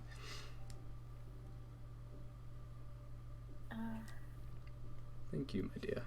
And is there anything else? Yeah, sorry. No, that is a perfectly reasonable answer. Thank you. He said nod. Very wise. Thrill. I'm going to pick up on Stephanie's theme of stealing. He has a big smile on his face, and he kind of looks like a little playful kid for a second. Have you ever had something stolen from you, or lost something dear to you? And what did that thing mean to you? Just gonna look down for a second and then kind of look over at Shahil. Kind of thinking for a second. Sahil is just kind of gripping his cane, just still with a smile. You can't really see that he's tense, but you can feel it off of him. Cool. Yes. It was a family thing. It meant a lot, I think. I'm just gonna look over at Shahil again, and just kind of looking down. And that's, yeah. Okay. Thank you very much. Quill's gonna. Where's Trill's hands? Is she resting them on her lap, or is she on the table? Probably on her lap. If Trill would permit, Quill's gonna pinky her pinky, just hold her pinky under the table. She's gonna accept, but she's also gonna just kind of grab her whole hand as soon as she feels that she's touching her. She's gonna grab her whole hand and then just kind of squeeze it. She'll take that. Am I okay to ask something? Yeah, of course. 100%. Can I check how is Xavier reacting to those questions? What is his face? Does he have any emotions going on? He's kind of sitting. He's sitting upright now between these two people, and he's got quite a stern. Is there an echo? Someone got no earphones in or something? I don't know. It's fine. And you can see that he's kind of sitting upright.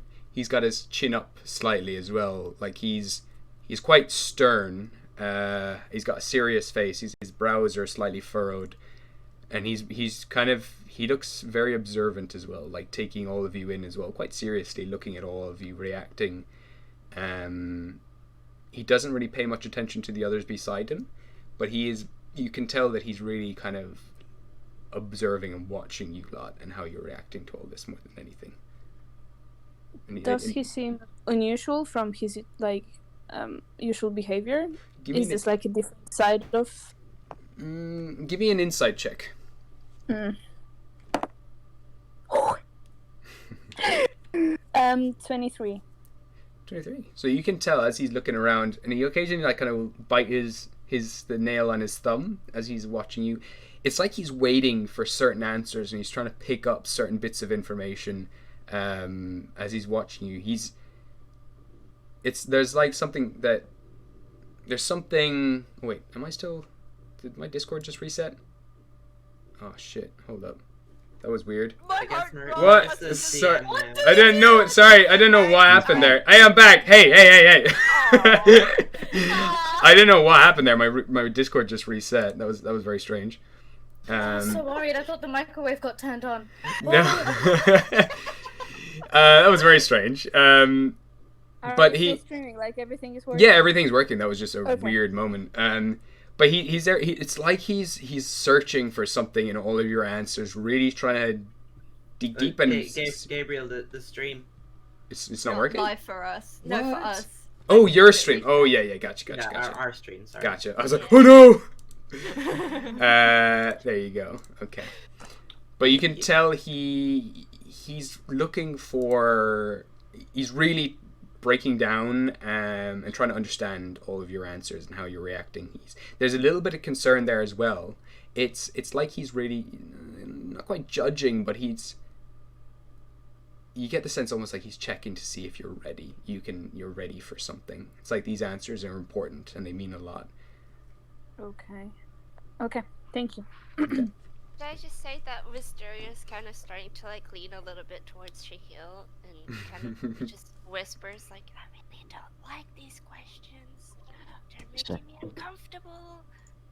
Shahila's gonna actually pat Wisteria's back and lean back a bit and be like, "Shh, I know. Just wait." Okay. Now you see Inigo turn towards Rael, and he says, "Mimir's well, the point where all rivers meet and all rivers begin, was once a place of pure beauty. What does the word beauty mean to you?" Beauty.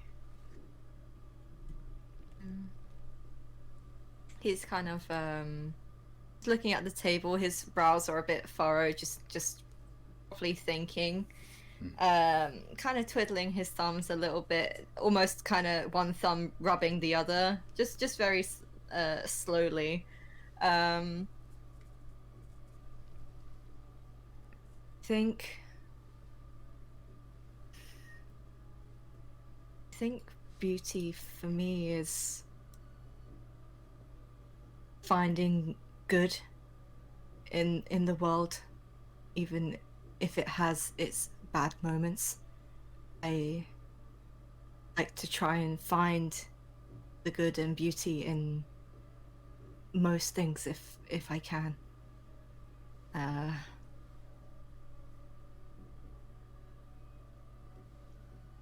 don't know. Oscar, as you're paying attention to this, he's very intently listening to every single word that Rael says, and it seems to kind of spark something inside him that he's completely captivated with what Rael is saying. You see his eyes kind of glisten slightly as if they have tears in them, and Xavion as well has a serious but it's a serious face, but he's smiling, like he's proud. Okay. Oh, that's so sweet.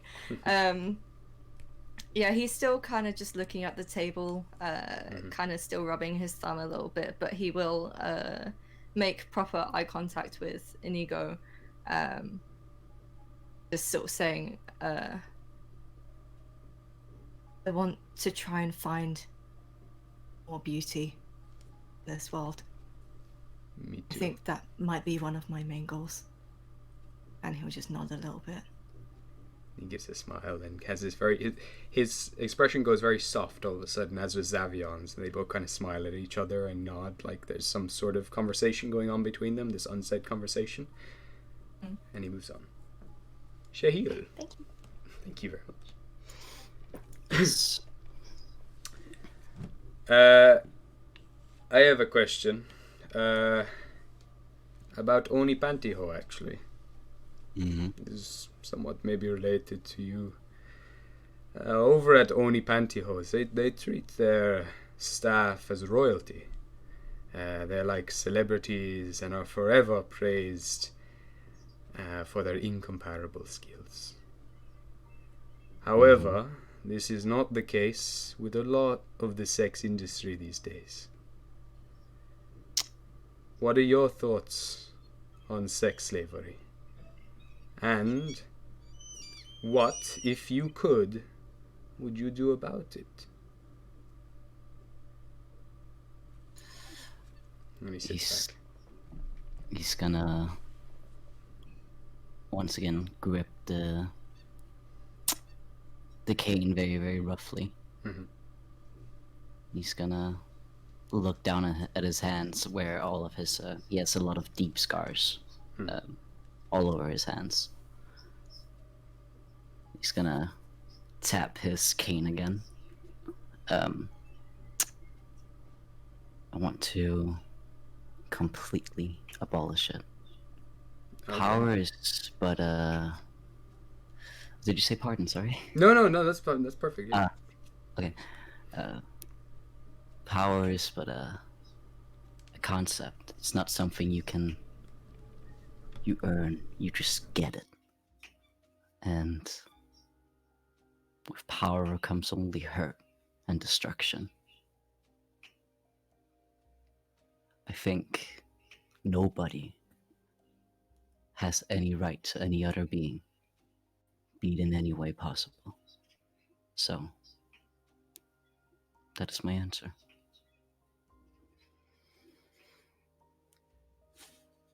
He pauses for a moment, kind of thinks on this himself, and then says, so you would choose to do nothing? That's not what I said. No, that's okay. Thank you. Very wise answer, for sure. Kind of sits back in his chair again. He was kind of like, he had his, fingertips up to his lips and brings them down and kind of relaxes. Okay. Thank you, Shahir.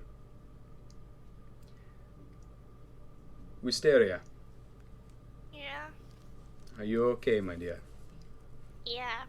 I just got hay fever, sorry. I didn't know.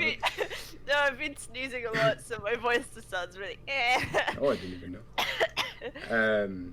You and your you and your companions recently removed the threat of Lilith. You freed many people from her mental prison.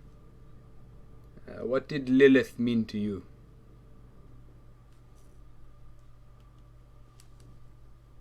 You see also the person who is apparently Stephanie. Yeah, kind of has this fucking high school bully she has a slight smile on her face, and which it's like almost like, and her eyes squint like quizzingly, like really curious about what you're gonna say here.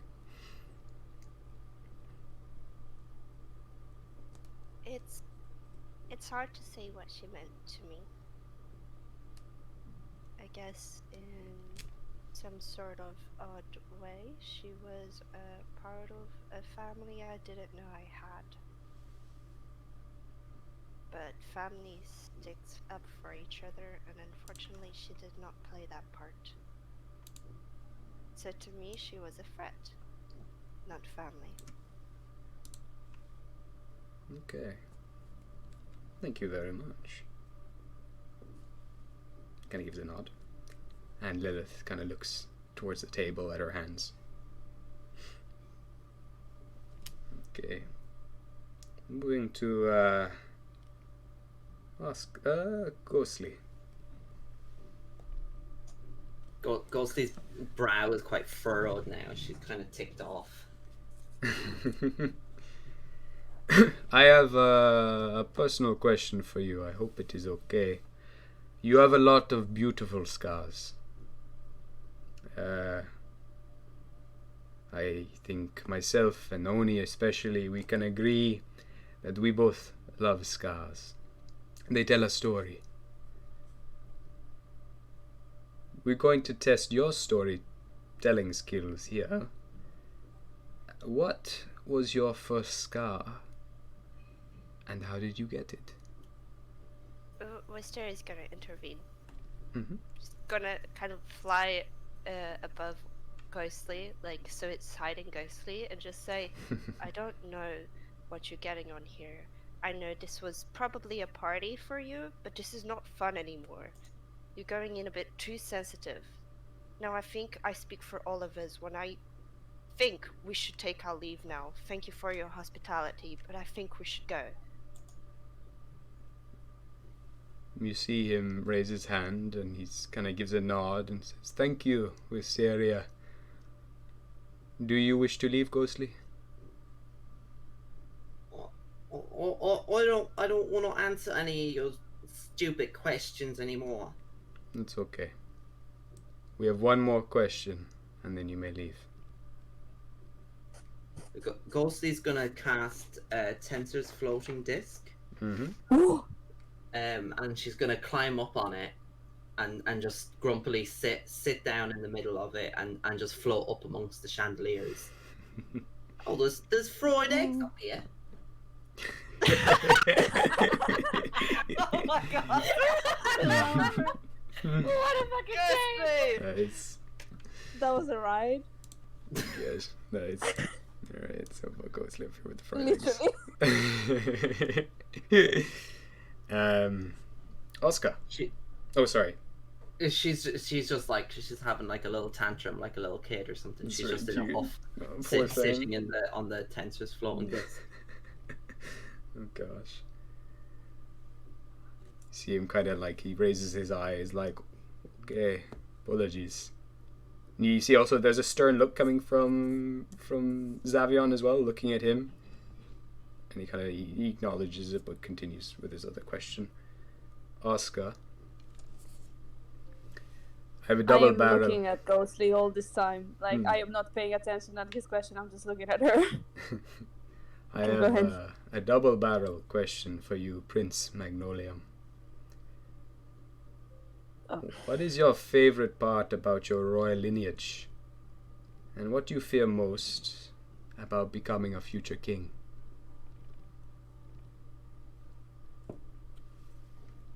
I move my eyes to him. Mhm.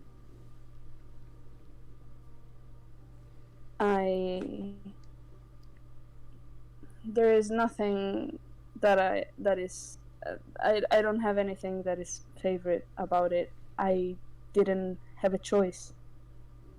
It's not something that I chose to be. And so what do you fear? I have hope, not fear. I hope for a bright future and change for good. Is that why you ran away? I did not run away. Okay. I want to learn more about the world and the people. I want to get out of the shell. It's tiring and scary, but I will do everything that I can to learn and bring hope. You see then in that moment, like he stands up, he gives a nod, and smiles. They will do, I am Xavier. not smiling. I am not smiling on this one. You watch then as he brings his own cane down, and with a slam of his cane, you watch as every other. Wait, hold up. I actually can't do this. Actually, I can. There we go. You watch as every other member inside the room disappears. What? As they all these blue lights shoot up from the ground as if like this pillar of water just shoots up from every one of them. They're kind of in the middle of drinking, sipping food, whatever, and they're just consumed by this blue light, this water, and they're gone. And he stands up, removes his cloak, and he says, yes, I think you will all do. You're right, Xavion. Not a bad group. I can't sense any bad bones here. Maybe a few troubles here and there, but I think they can handle things. Did Lilith proof away too? She did. Oh, Oh, Oh, nice. Oh, I'm mad. And we fly up to Ghostly, like with Bunny as well. Hmm. And they're both just gonna say, it's safe to come down now. We're gonna leave. Okay, we're not gonna stay here any longer. Alright, I'm gonna stay up here till we're going then. Okay, I'll leave Bunny up here so you guys can, play something. Massive Yeah, white you dragon can play, comes up like- to you. Pat a cake. Kind of just sits down like in the air, like as if it's sitting on the floor, and just kind of sits in front of you, hunched over, like its two front paws are kind of falling down between its legs, and it's got a very bad posture. It's just gives a. That's my buddy. If anyone means any harm to you, Bunny will protect you. I promise. Okay? So just stay up there, and I'll come get you when we need to leave. Alright. We'll sort the bitches down there. Okay, I love you, Ghostly. My little sissy. And I'll come back down Mhm. and look at the what is it, Dragonella? The little bitch. I'll just go, I would like to take our leave now. This is not what we intended when we came here. I understand. I It put doesn't you. seem like you do. If I this want- was a festivity for the people that we saved, then this is not it. No. I may have not been attending to many parties in my past, but asking people about their scars, about their past, whether or not you want to die, that is not something you ask. It's personal. You don't see me asking you about your personal life. So if that was all, we would like to take our leave now. You can speak for yourself, but I can I speak think for the group. you do not speak for the group. They speak for themselves. And he looks at Rael. Rael, Oh yeah. do you want to know Yes, more about Demu? Do you want to save her? What are you talking about? Safe? He kind of pulls out from like, just kind of from like behind him, just as if it's come out of nowhere. He holds now a sword. It's this bronze sword with all these kind of aquamarine stones and like placed in it. It's got this heavy looking scabbard, and he holds it out. I am one of the last of my kind. I used to, in my youth, look after the Temple of Demu in Jotunheim a long, long time ago. You know where it is? I do. And I have a task for you, if you choose to accept. This sword, it does not listen to anyone who is not chosen by Demu, and you are the only one I have found in this entire world who Demu seems to contact, to listen to. Even I, someone who has studied her teachings for 700 years, maybe more, never once has she sparked any interest in me. There was a time when she had many followers, but now there is all but one. There was a time when she was more than just a simple river goddess. Slowly, her temples have been taken over, shut down. In Jotunheim, Mimir as well, that I mentioned earlier, the place where all rivers meet, is frozen now. No one can get in or out. And I am scared that without Demu around, darkness will start to creep in. I know you have experienced this. His eyes looks towards Shahil on in a smaller scale. You, Shahil, you're acquainted with the Dreamer, yes? You've had a run-in? How do you know? Zavion has shared some information with me. Shahil is instantly gonna fucking glare at Zavion. Zavion's kind of like eyes are wide and he kind of like brings his hands up like, I'm sorry. And then as soon as he had said that as well, Zavion's kind of like doing a double take, like, fuck you, what the fuck? But this guy's super chill, Inigo, the entire time, not really paying Zavion any attention, kind of waves his hand towards Zavion.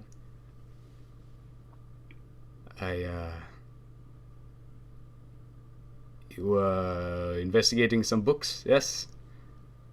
In Zavion's tower. Yes, I was, but of course nothing of major use came up. You will not find anything on Zachriel. Everything was burned a long time ago by the Feylords when they tried to get rid of every ounce of a Zachriel follower, Zachriel anything in this world. They burnt it all. Unfortunately. So very little is known about this threat, but we know it is very much a threat. It's getting worse and worse. It preys on those who are weak, who want to stop, who want to sleep, who want everything to end. We know that Zachriel is all about slowing down that stagnant water, stopping, sleeping, no longer moving forward, giving up. Demu is about movement, moving forward, persisting, pushing through the flow of time itself, everything, change. All of that comes from Demu. And it did from a long time ago. But now, with the less and less people believing in Demu, no one remembers Demu. The temples, they are shut down, they are silenced. She is nothing more than a little spring, a goddess of water, a trickle. They found you. How do you expect me? I'm just a mere knight. How am I supposed to save my goddess?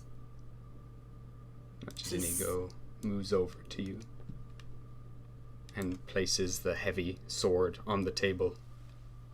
Lift it. He'll just kind of stare down at the sword. It's quite an unattractive hunk. There's a lot of these gems and stuff like in it, but it's like it looks, there's like no practical use for this sword at all. It looks really impractical, really clunky, really heavy. He'll kind of hover his hand over and sort of run a couple fingers over the aquamarines and then grab the handle of the sword. He'll lift it. As soon as you grab it, all of the gems light up blue. You lift it up, and it's almost weightless. There's enough weight there for you to know it exists in your hand, but you pick it up and it's like carrying air. It's like wheeling water. The gems kind of glow when you touch it, and the copper and the bronze all over starts to turn to this bluey green hue that then shimmers as well slightly, as if it's the surface of water. He's just kind of staring at it. He's very mesmerized at the moment. He can't take his eyes off it. He's kind of twisting it in his hand. He might sort of step round to the front and give it a bit of a twist and a swing just to get the weight and the feel of it. And he's just kind of looking at Inigo with eyes saying, "What does this mean? Draw the blade. What is this?"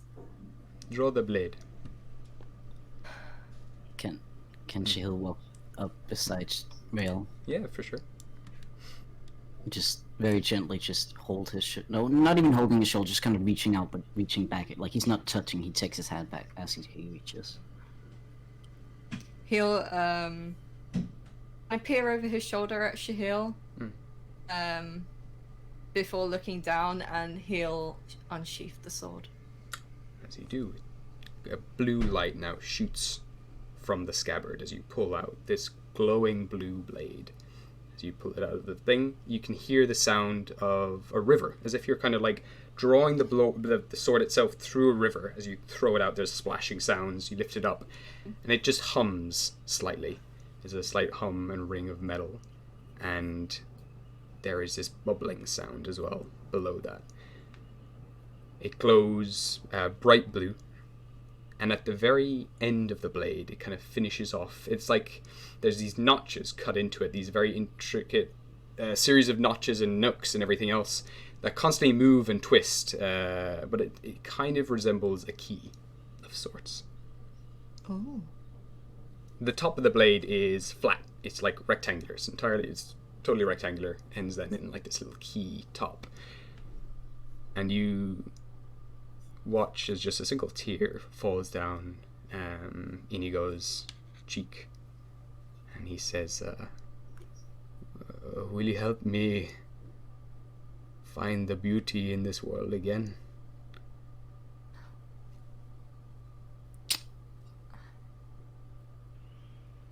He's just I'm sorry if you hear a drill in the background. It's okay, I really no worries. apologize. It's just for advance. Again, he's just very mesmerized by the whole thing. He's never seen anything like this before. He still doesn't really understand what he's meant to do with this blade or what it properly signifies as a whole. He's got the gist from what Inigo is saying, but he's still very confused about it. Shahil is gonna grab Rail's shoulder and kind of step forward in front of Rail. He's gonna look at is it, how do you pronounce his name? Inigo. Inigo. Inigo. Yeah, kind of like indigo, but yeah, without the D. And he's gonna be like, "We'll have to think about this." Of course. So. Sure. Please do. And Or else just kind of oh, sorry, carry on, Gabe. no, when you have thought about things and you want to make a change, this sword wants to return to Mimir's well. And there is a point at the bottom of that temple. You must make your way down and place this key where it wants to go. And I believe those rivers will flow again when you do. It has been asleep for a very long time, but I hope it'll listen to you and bring movement back into this world. Rail's still he's just gonna sheath the sword again, and he'll sort of look past Shahil to Inigo, sort of very stern face. This will help with the dreamer. This help. Yes. Shayla's gonna turn around very aggressively, look at Rail, and just, "We will think about it."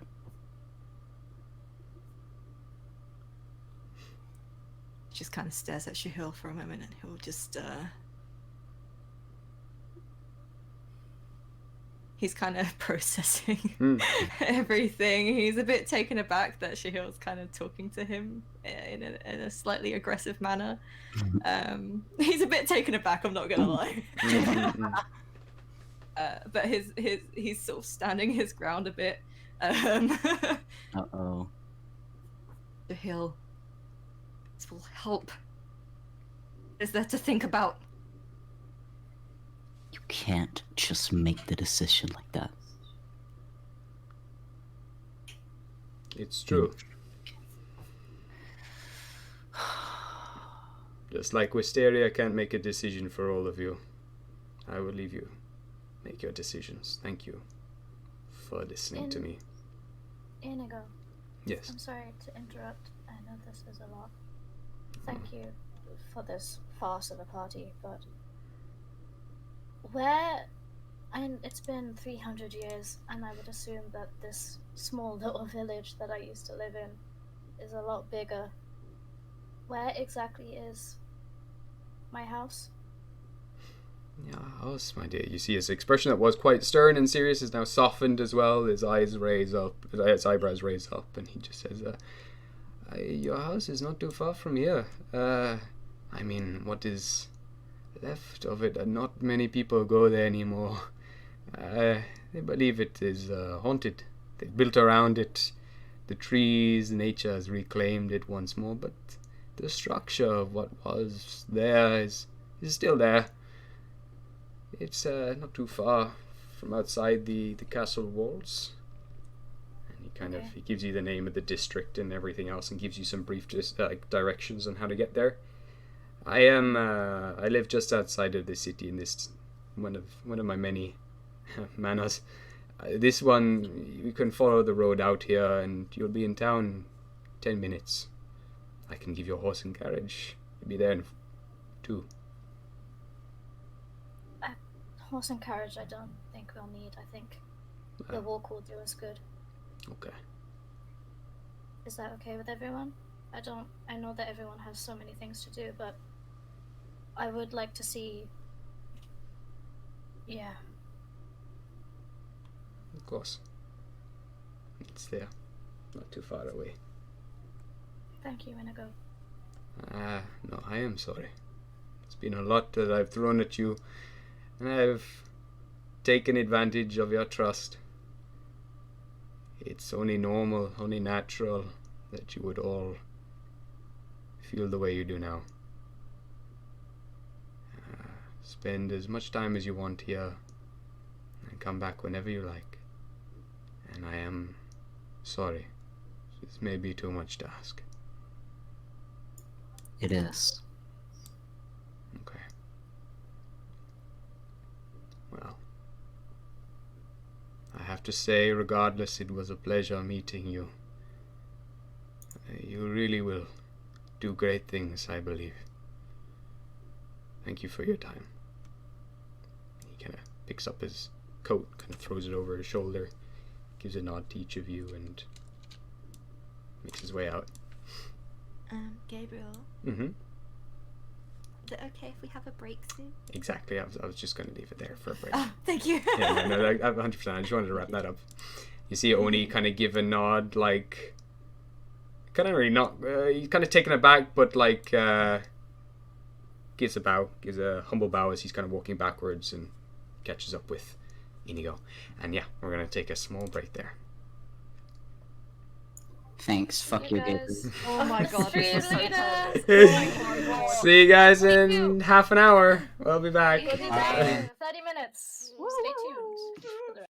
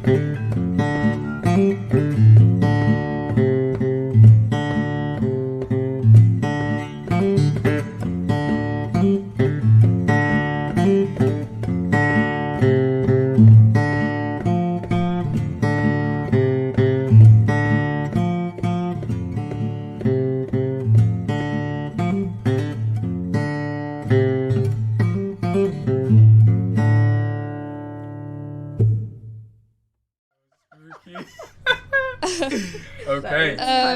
Oscar will look at Ghostly and say, "Frog, horse, frog. Do you wanna frog, horse?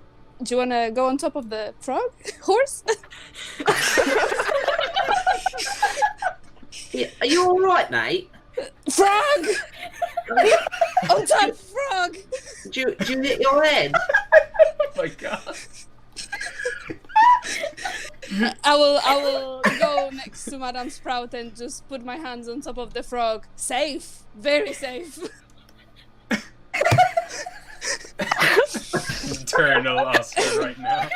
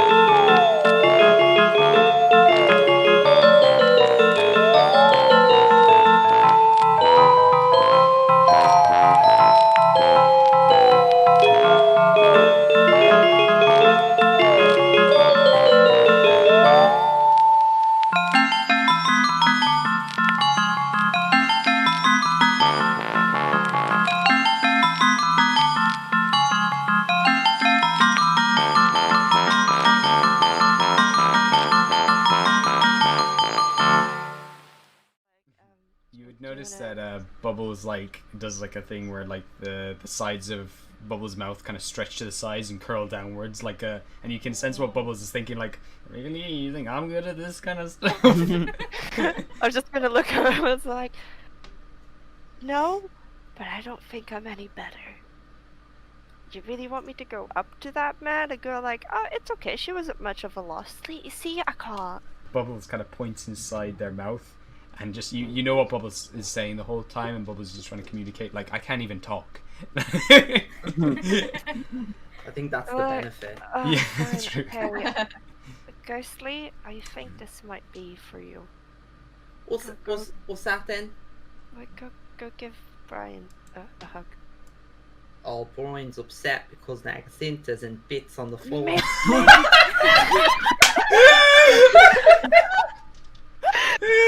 Oh my god! Oh my god.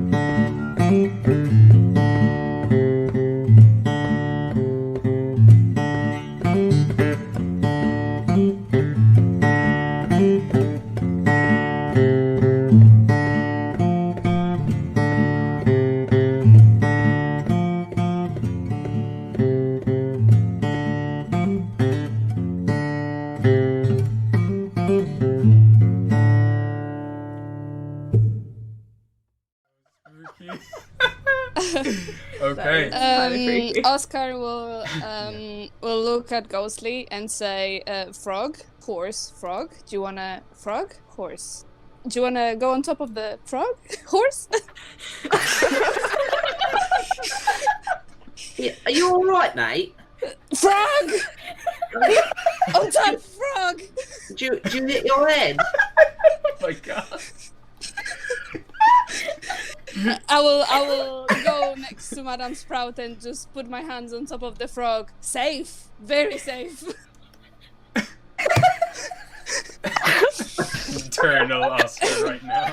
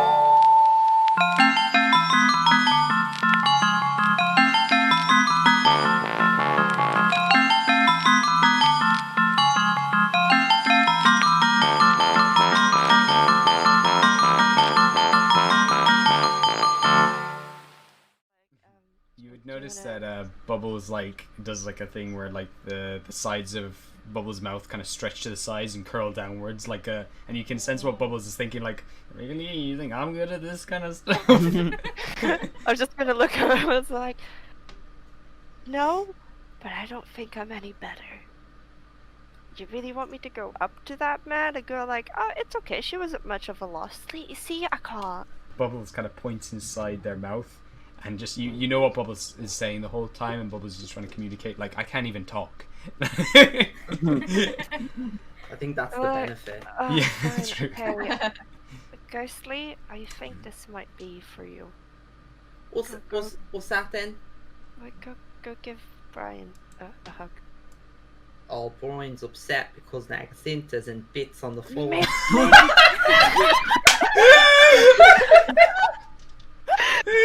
Oh my god! Oh my god.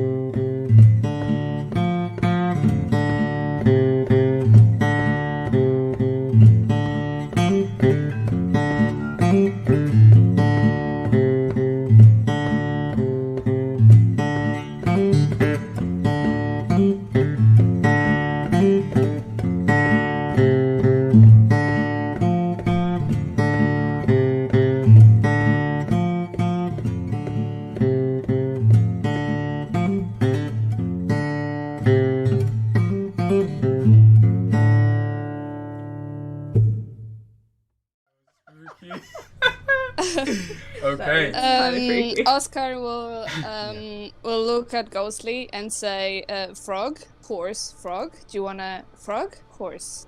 Do you wanna go on top of the frog, horse?" Yeah, are you all right, mate? Frog! On top, frog! Do you hit your head? Oh my god. I will go next to Madame Sprout and just put my hands on top of the frog. Safe, very safe. Eternal Oscar right now.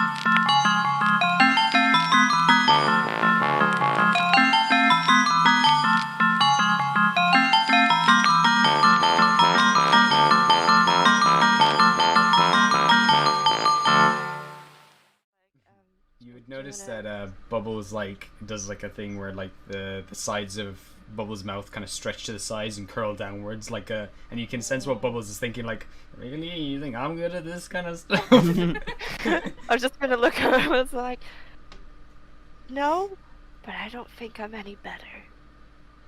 You really want me to go up to that man? A girl like, oh, it's okay. She wasn't much of a loss.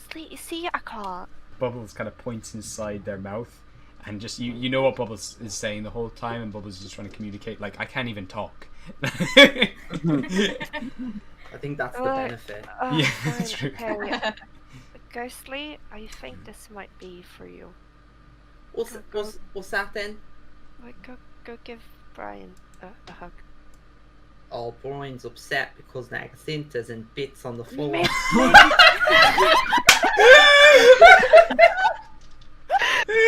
Oh my god! Oh my god.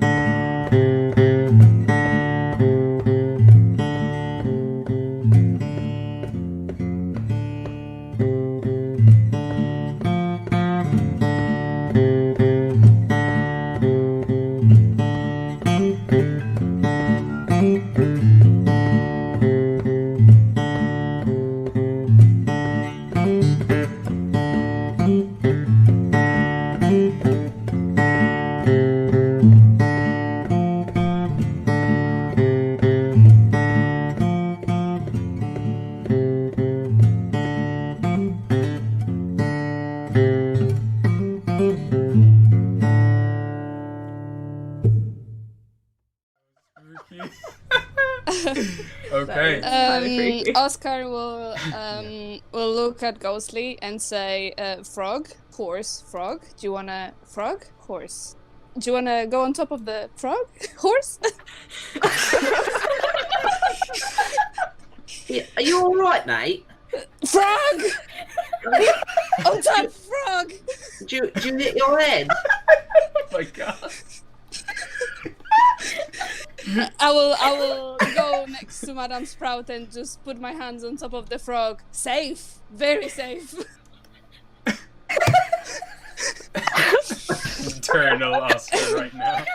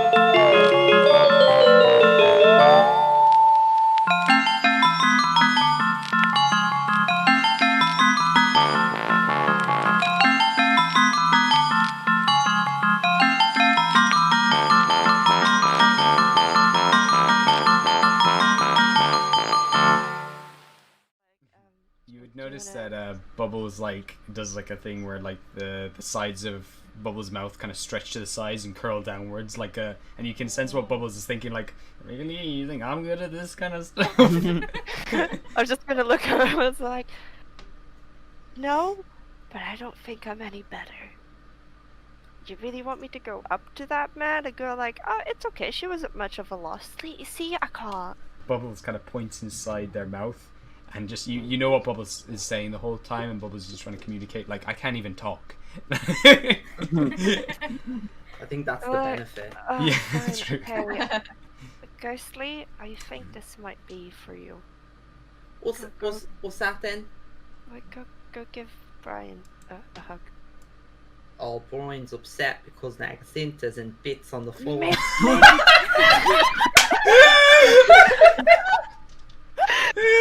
Oh my god! Oh my god. Oh my god.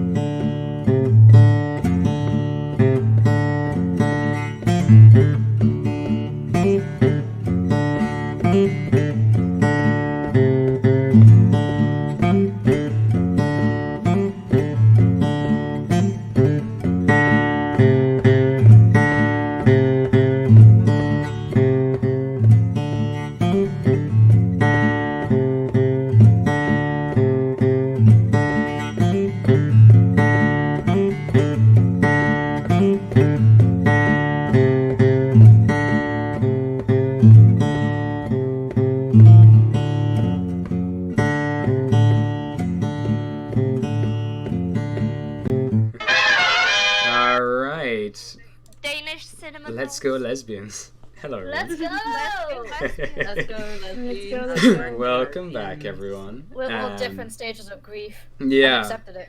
Where we left off there, the parties discovered that the whole lovely masquerade was more of a test for the party than anything. Rael has been given a blade of Demu, which glows whenever Rael touches it, but they've been told by Inigo that if they bring it to the temple, that Mimmer's well, they can try to awaken the temple again, free up the frozen rivers if they do bring this key down to the bottom of that temple. If they choose to do that, they have a bunch of decision making to make, and Inigo is now leaving with Oni, and they said that you can spend as much time as you want here. Feel free to also check out Orkill, which is about a 10-minute walk from here, and you can hear the toilet go off there. And yeah, so they're now, the way we left it, they're currently leaving. Cole's gonna turn to Trill and be like, we can take stuff now. Oh my goodness. I've been waiting. This whole time. Okay. You see Xavion also turn to you lot. He looks a little he has a bit of strain across his face, looking at all of you, and gives a curt nod, and just says, I'll be back. Well, hold on. Hold on, bitch. As Savian says that, Shahila's just gonna very quickly march over to him. And he's gonna... you can also see his cane is kinda... You shattered it, right? You broke it. I didn't shatter it. I thought you broke it when you were talking about power and stuff. Well, about what, sorry? When you were on about, when you had been asked about the sex slave thing, you broke your cane. You shattered it. I didn't mean to shatter it. He was just grabbing. I didn't shatter it. He was tapping it on the ground. Yeah. Oh, I thought he broke it. Okay, that's fine. Cool. So his cane is like a bit. It's twirling a bit. If I can say, it looks more aggressive than it did before. Okay. Cool. And he's gonna grab Savian by the collar and lift him up a bit over to his face. He's gonna be like, "What were you thinking?" Damir doesn't really react to anything. He just kind of looks at you, kind of almost looks a little sad or sorry for you. Oh, Shahil doesn't like that. Oh, as soon as you see Savian looks at him like that, can I throw Savian across the floor, please? Give me a strength check. Yeah. Find this stats. Strength check. There we go.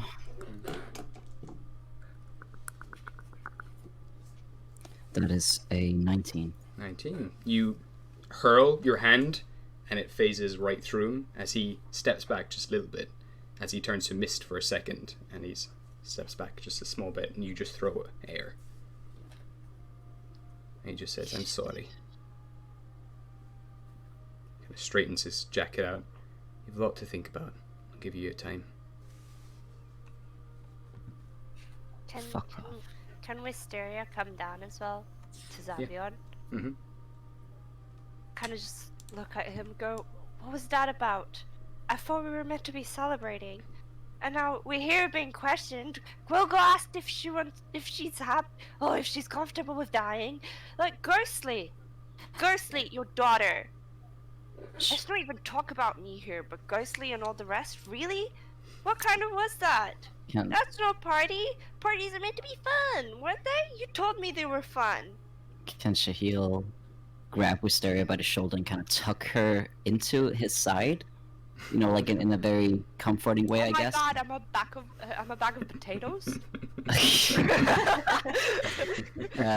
Kind of shielding her. Onto his shoulder. Yeah, essentially, kind of shielding her, but just saying, Wisteria, just let him go for now, okay? See everyone kind of looking at all of you. He looks upset. as you do come over to Wisteria, and he kind of looks up at Ghostly, and you can see that there's sadness in his eyes, and gives a nod to you, Shiel.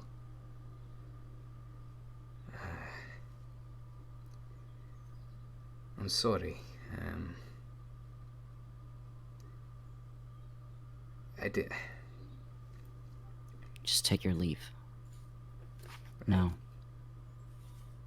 Alright. Cared about you. It seems like you didn't care about us like we did. Goodbye, Xavier. See you, Wisteria. Hopefully next time we see each other will be better. Yeah, aye. Alright. A lot to think about. Good luck. And he turns and walks away. And as he's kind of walking, he does turn one more time and looks over to Ghostly and just says, I'm sorry, Ghostly. I really am. And he walks out the door.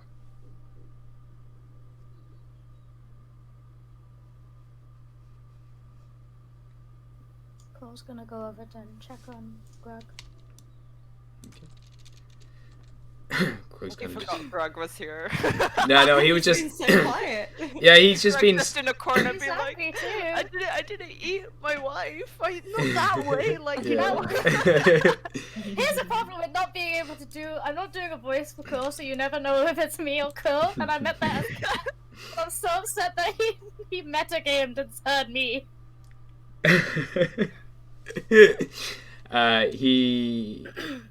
He's kind of there sitting in a huff as well. He's kind of like, fiddling with bits of the wardrobe thing, that cupboard just there that he broke, and he's kind of just thumbing it and snapping the bits of wood in his hand and looks up at you. Hello. Hi, honey.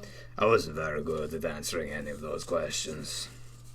No, don't worry. They were shit questions. Are you okay? I didn't. I am fine. It's just lots of mean questions. I know. Kind of throws a bit of wood across the room. What kind of question is that, asking a dead girl if she wants to die? I'm already dead. Are you but you look fine. It's complicated. I think if I die next time, hopefully it's not for good, but it may be. No, Either you way, will it's not. You're not going to. I will keep you alive forever. He kind of straightens himself up now. He was in a slump, but he straightened himself up. He's like, no, it's immediately getting protective.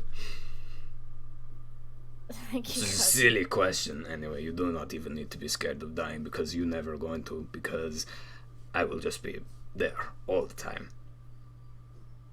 And I'll be there for you. Kind of gives you a punch. But then is surprised, but with your own strength that you now have, that you don't actually move back. He's like, that's strong. Kind of stands up, Yeah. dusts himself off. I would think that would have hurt, wouldn't it? Oh, that's good though. We can fist bump now. Ah, yes, okay. He goes and leans over, like really squats himself down and puts his fist out in front of you.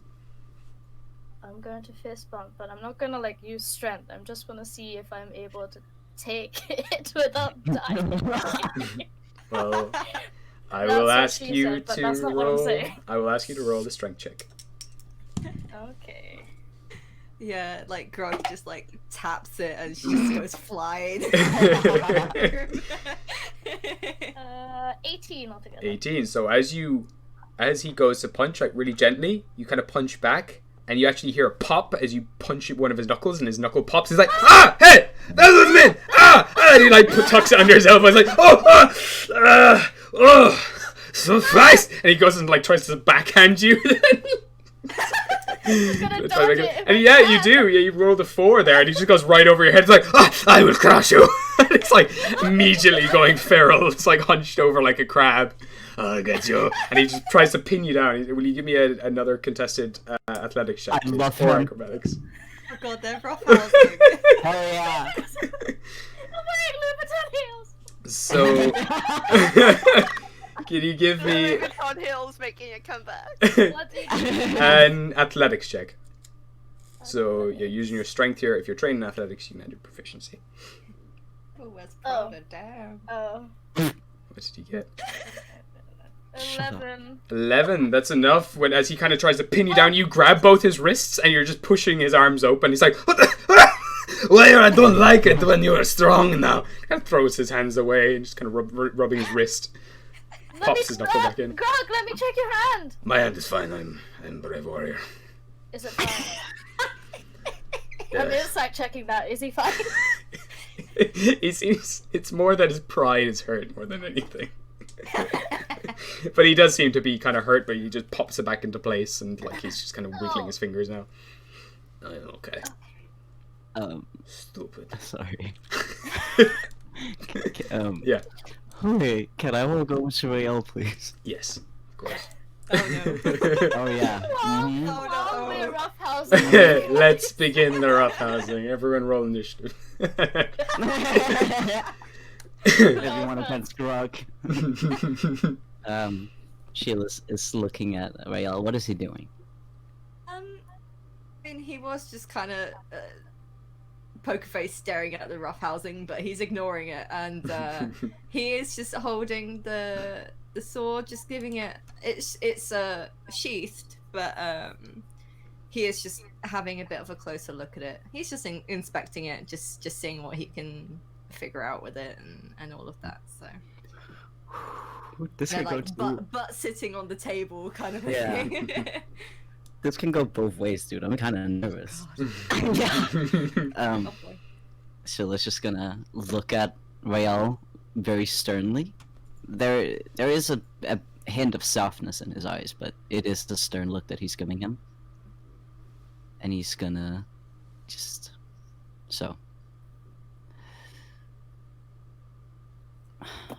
Rael. Just gonna step a little bit closer. And he's gonna hold out his other hand, just like, give him the sword. Why? You know why. Are you taking it away from me? I'm holding on to it until we make a decision.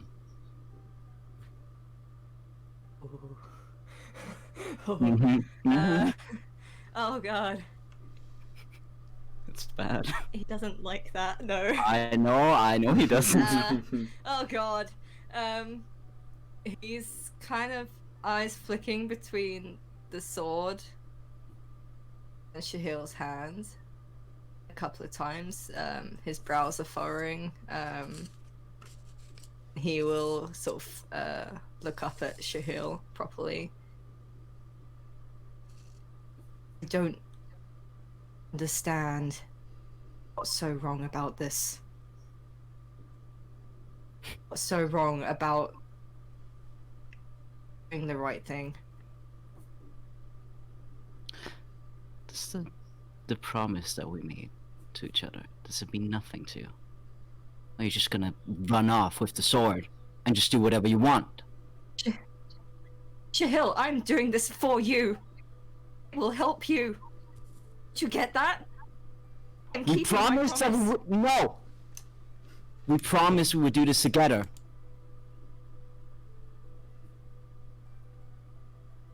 Does that mean nothing?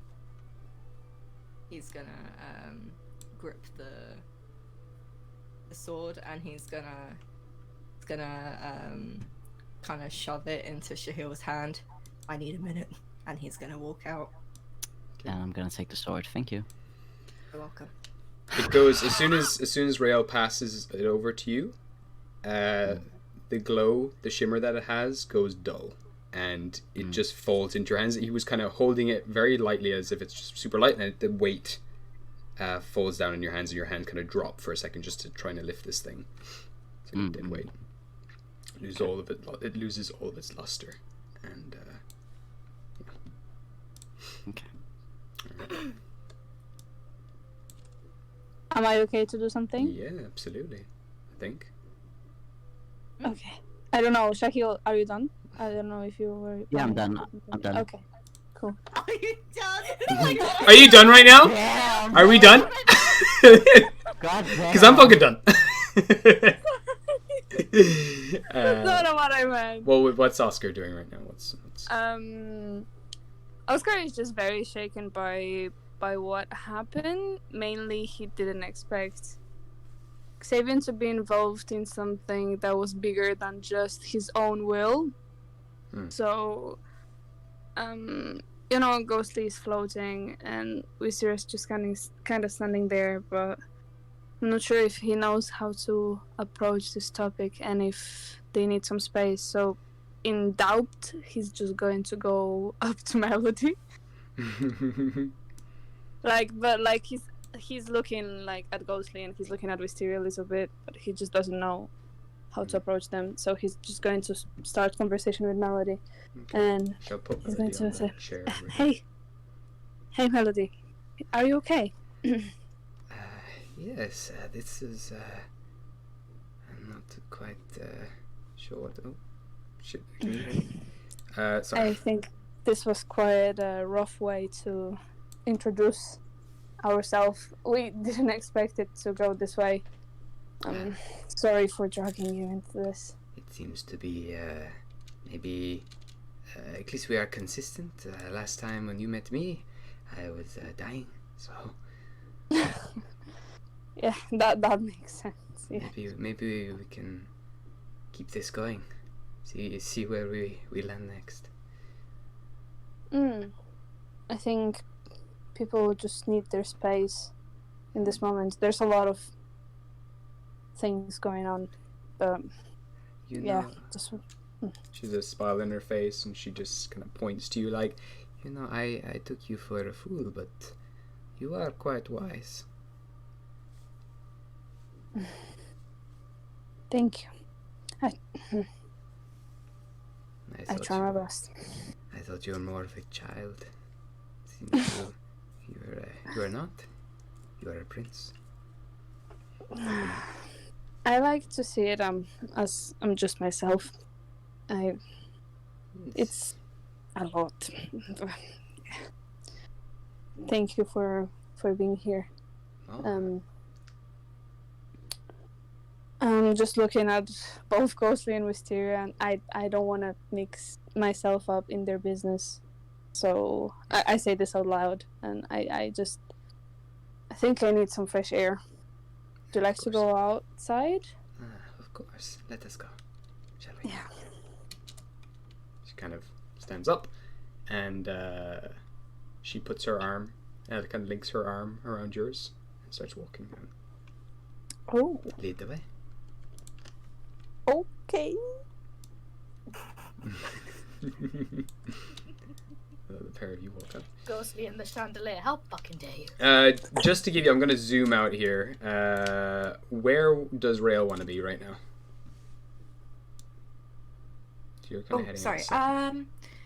Which places are kind of open?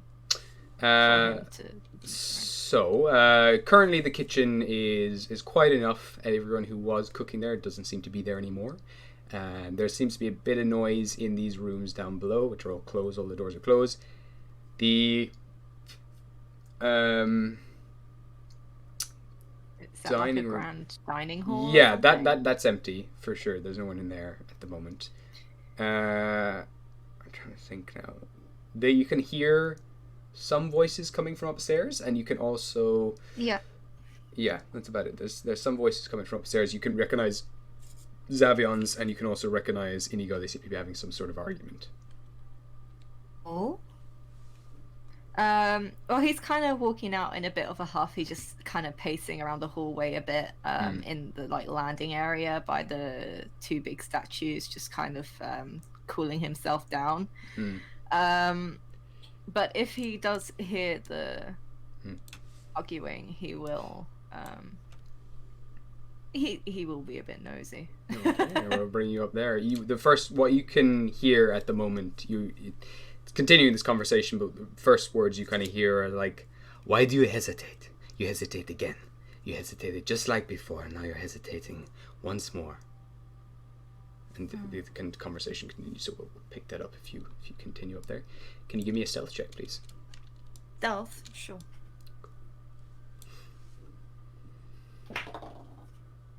Okay, that's a 16. 16.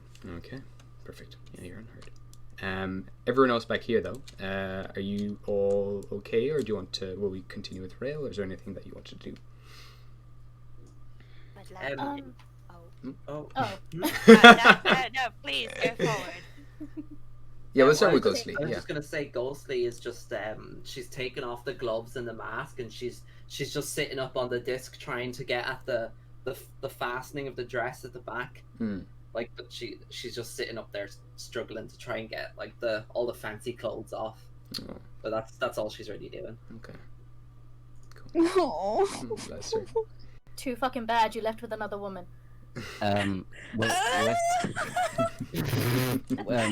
With that, can she heal? Do I see Ghostly struggling? You would. Okay. He's still a tad angry at the confrontation he just had, and but he's gonna put I'm gonna put the sword somewhere in my body so I don't have to constantly hold it in my hand. I only have one hand to hold shit with. There's like there's a small leather strap attached to the actual thing that you can just swing it over your shoulder. Strap it to your leg. No. No. No. Leg. Stop talking, Fatima. God, he's gonna look up at where Ghostly's sitting and just... Ghostly, come down, my dear. Come here, I'll help.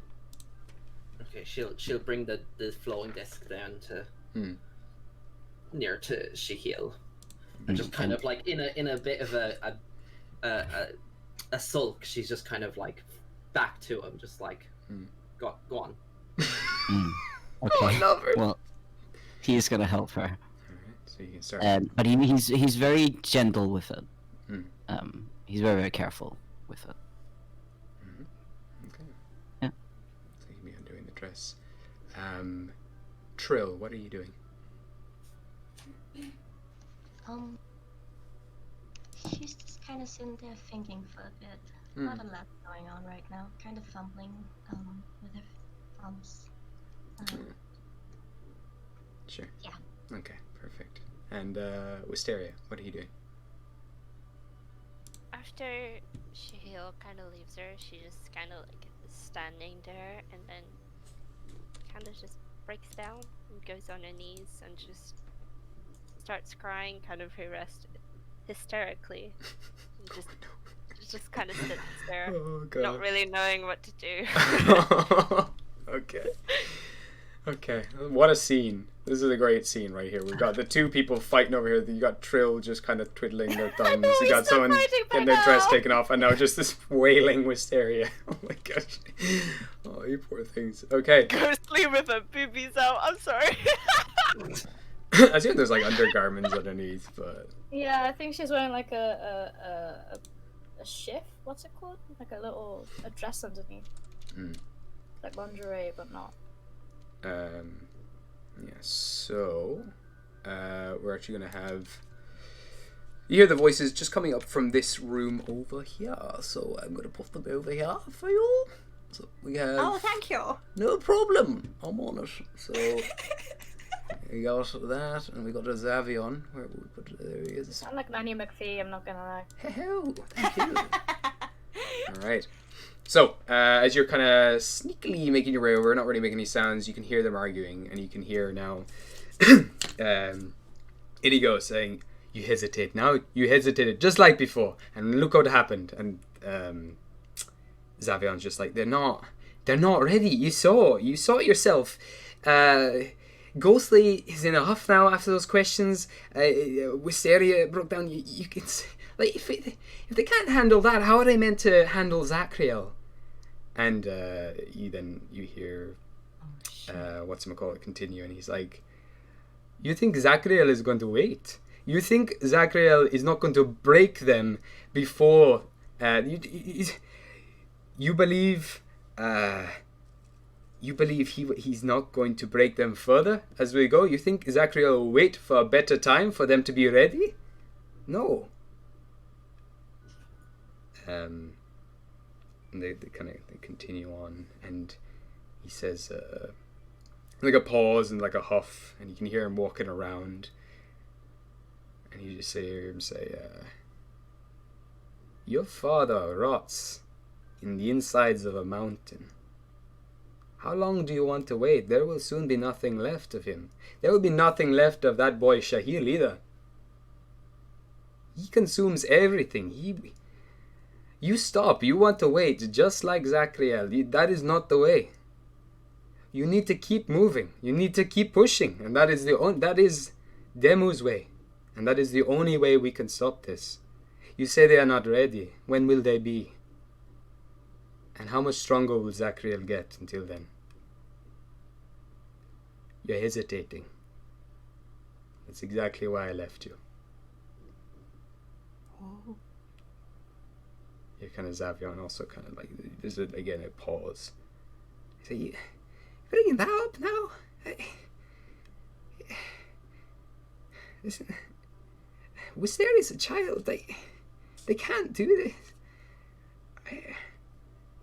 You're just afraid to lose them.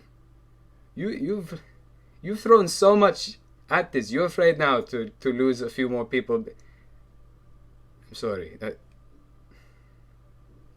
Listen, we will give them time. Maybe they will come around. It's a long silence again.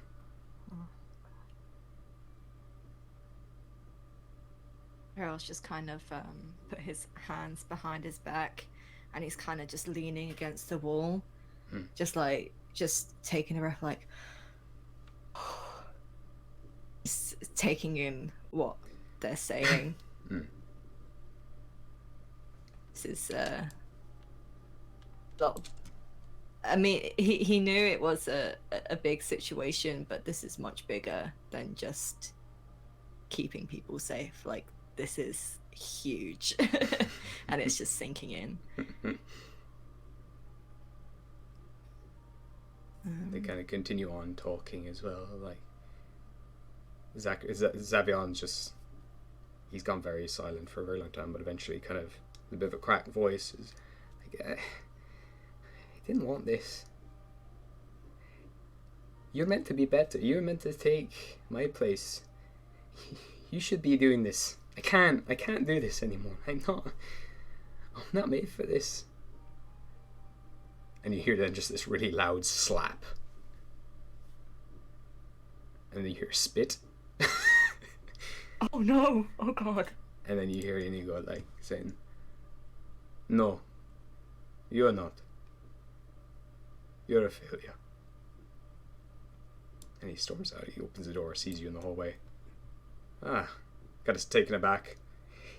Before he was moving quite slowly, like he's an old man, but now he's actually completely straightened out. He stands about 6.5 foot tall. This guy. He turns to you. He's very sharp. His movements are very graceful. He's still holding a cane. Just instead of balancing on it, he's just holding it in his hand. Rael. Gives a nod. Walks past you. You've lost the sword already. I have not lost the sword, sir. Good. It's in safe hands. I'm sure it is. I hope it is. With you. Gives a nod, continues on. She's gonna watch him, just staying silent, just looking, seeing how his demeanor has changed.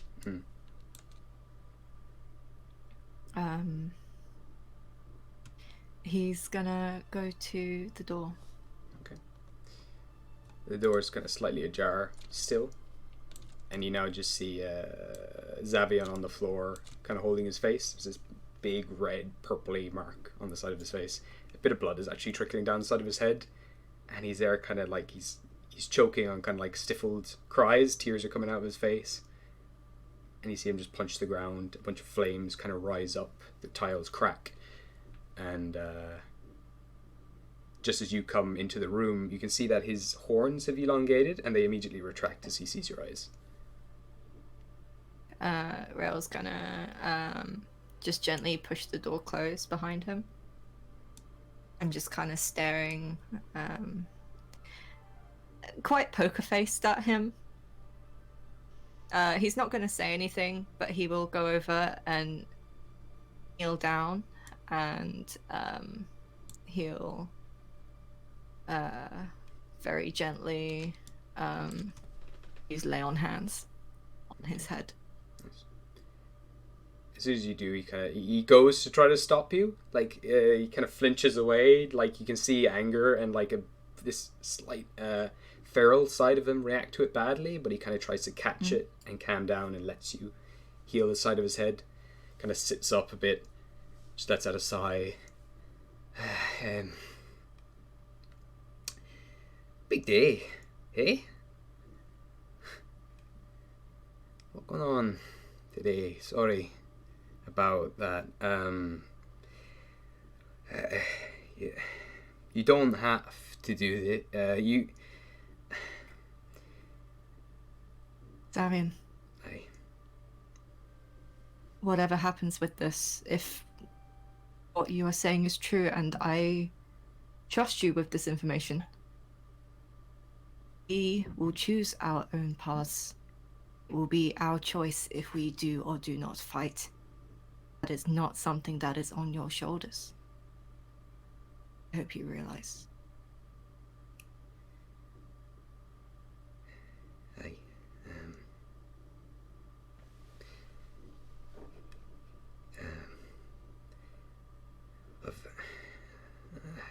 I've not been straight with all of you. I've used you. Obviously, you probably understand that there's a lot more going on in the world that we can't control. Of course. I'm sorry. I'm so sorry that you are being thrown into this. Having all these burdens thrown on to you. You never asked for this, like you said. You're just a knight. This isn't what I signed up for. I didn't want this. This is I'm the worst watcher ever of all time. I'm sorry. He kind of takes your hands away, stands up, kind of straightens himself out. I'm just gonna get some air. So, not myself. Where am I? Who? Savin, before you go. Aye. Keeps switching like back and forth, almost like from really shaky personality, really straight, stern, like listening, very serious, and then back to shaky and kind of bouncing around a bunch of these different personalities. Just one thing, and be straight with me here. Honest. Aye. How much time do we have?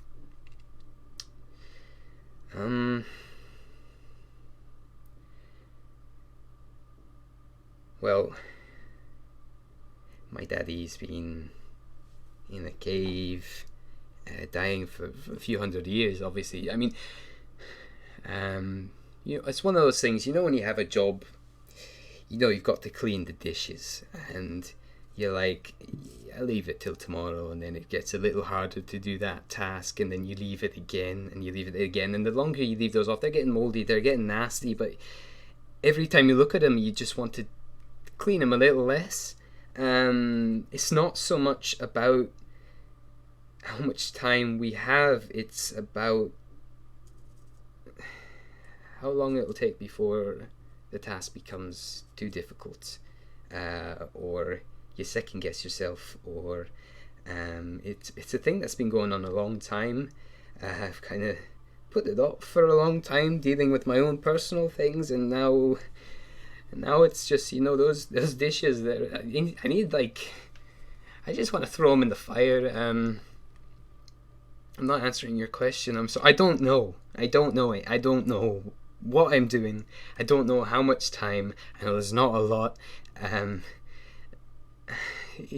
Shahil, he's not Feylord. He's not going to last very long. You can see it already in how he's acting. I mean, maybe that's just him. Maybe that's other things. But you can never tell with Zachriel. They creep up behind you. He twists you. He changes you slowly over time. And I don't know how much time we have. But I also know this isn't the only place we've got to go. There's 2 more places under the same influence. There's 3 of these temples. I'm going after one with Inigo. And I don't know if you'll be able to stop the others, but we're going to try to stop one, at least. Give us a bit more time.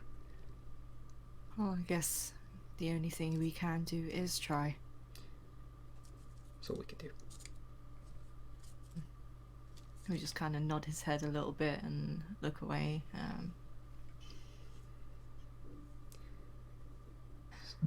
It's not just this place either. It's not this world either. There's more places out there dealing with this.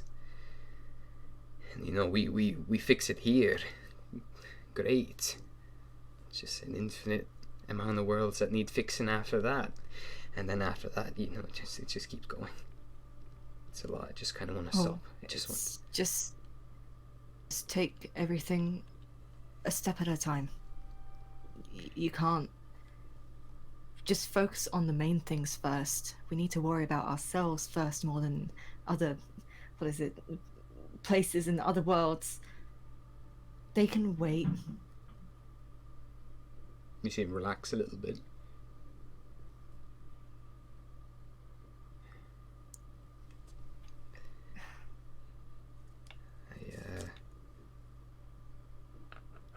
I'm gonna try to do my job as best I can. Thank you, Rael. Good luck with checking out Orkill. It's a bit of a fixer-upper place, but it's nice few shops there. Get yourself something nice, have a nice meal there. There's some great restaurants. I'll talk to you later. I'm sorry. And you see him tear up as well. Head out the door. As he does step out the door as well, he disappears into a puff of green fire. Disappears. Rael's just kind of standing in the room, just kind of staring at the floor. He's gonna put his he's just gonna take another breath, but his hands are kind of pushing back his the hair that's loose and not in a bun. He's just kind of pushing it back, like, okay, one step at a time. Okay, and he'll head out. Okay. Back downstairs. Cool. Going to Melody and Oscar. Yes. You gotta get out of the place. You can hear the running water running through it, this entire building, as well as you're moving through it. And you finally come out, and there's just this wash of bird song, and there's this light, warm breeze. And all of a sudden, this kind of summary, there's a loveliness to it, but then not too far beyond the walls. You could see that the forest all around here is covered in snow, like thick snow, and it's a little unnerving as well. Like you're just in this happy bubble of summer, but outside it's cold, it's grey, it's dark. Well, this looks a little bit off, doesn't it? Yes, I believe that it's been like this for quite some time. You know, people have been worried about the Winter King coming, this endless, this long winter. He's coming to search for the ring that you have now, I believe. I don't personally, but I think I have an idea of who could have it. I'm just unsure. It's difficult. There's so many things going on. I'm still processing what happened with Lilith. Yes. And I was really surprised to see someone that looked like her today. I have many questions, and I have many things to go through. You see your head kind of tilt to the side as very well? shaky. As you mention Lilith, and someone looked like Lilith, she kind of blinks a few times quizzingly, like, oh? Have you not seen her? No? Who are you talking about? At the ball, at the talent show. She. No way. I'm pretty sure I saw someone that looked just like her in the audience. Oh, really? That was looking at us. Very peculiar. Yes. I did not see. But I'm sorry. I must have missed her. How could I have missed her? I was looking all around. that's odd. How many people did you see in the ballroom where we were a part of us? I mean, all of the people. There's 12, 13, maybe 24 people, maybe 2 dozen, maybe less. Okay. But I did not see Lilith. If it was Lilith, should have made a grand entrance. I could not have missed her. Yeah, definitely. She's the kind of person to make a big entrance, isn't she? Yes. Sabrina or Samantha or whatever her name was did have some Lilith energy for sure. But other than that, no sign.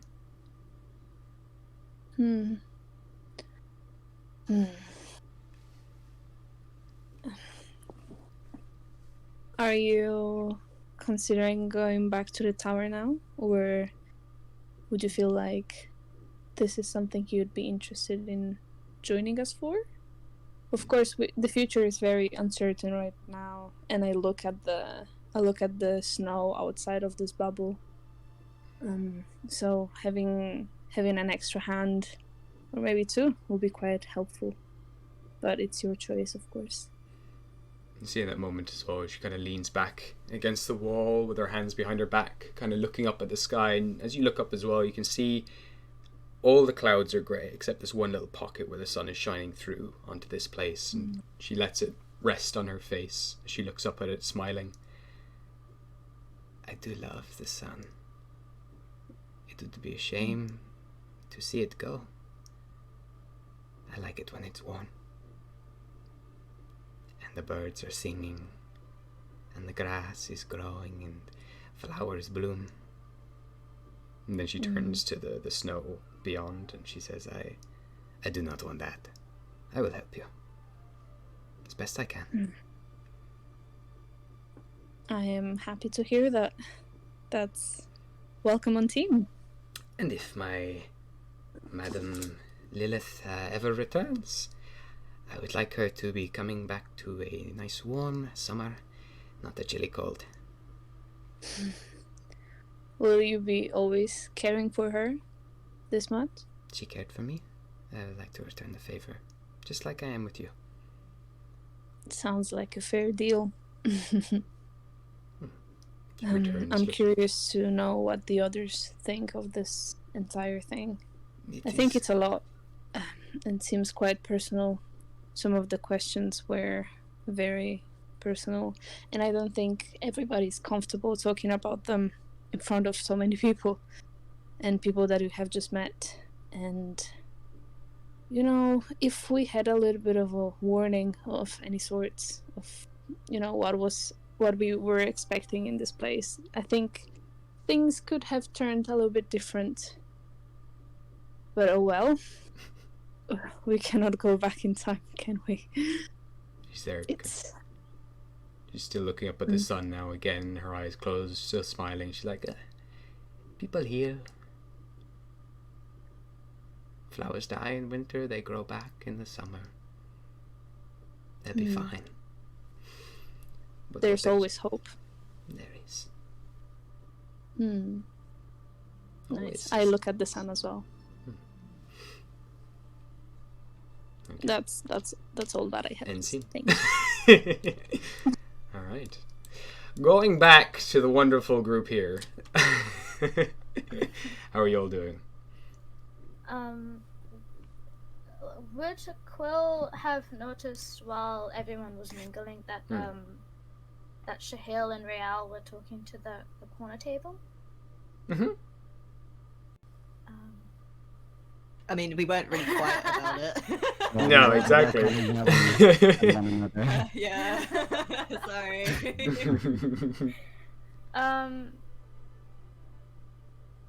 No, I mean, like, not just now, during the party. During the party. Oh, when Yeah, they went during over the to the Kenku? Oh. Yeah. Yeah. I mean, they were over there. You Was- didn't know what they were saying, really, maybe, but... Was the pirate guy near them? He was he walked off with someone else, and they were dancing together. Okay. Shahil, Yes. I saw that you were talking to the Kenku guy. I wanted to know if you knew anything about Goldwood. Is that what it's called? What the fuck? Okay. He's just kind of. He gets taken aback. Since Quill knows about it. And for a minute he gets. No, not for a minute actually. He looks at Quill with full distrust. Like there's no trust in his eyes at the moment. It's just like, why do you ask?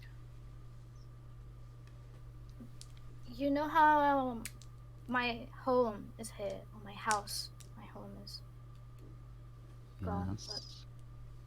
but the people that started the fire.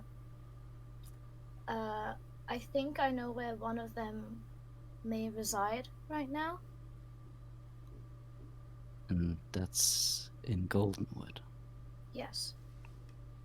He's an Eladrin. Apparently he retired after burning down my house, but whatever.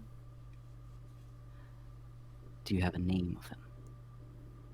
No, the composer lady wasn't very forthcoming with that kind of details. I just know that he retired into Goldenwood to Let me live out ask his you. rest of his days all nice and warm. Let me ask you something. Cool. Hmm. Have you ever been to Goldenwood? No.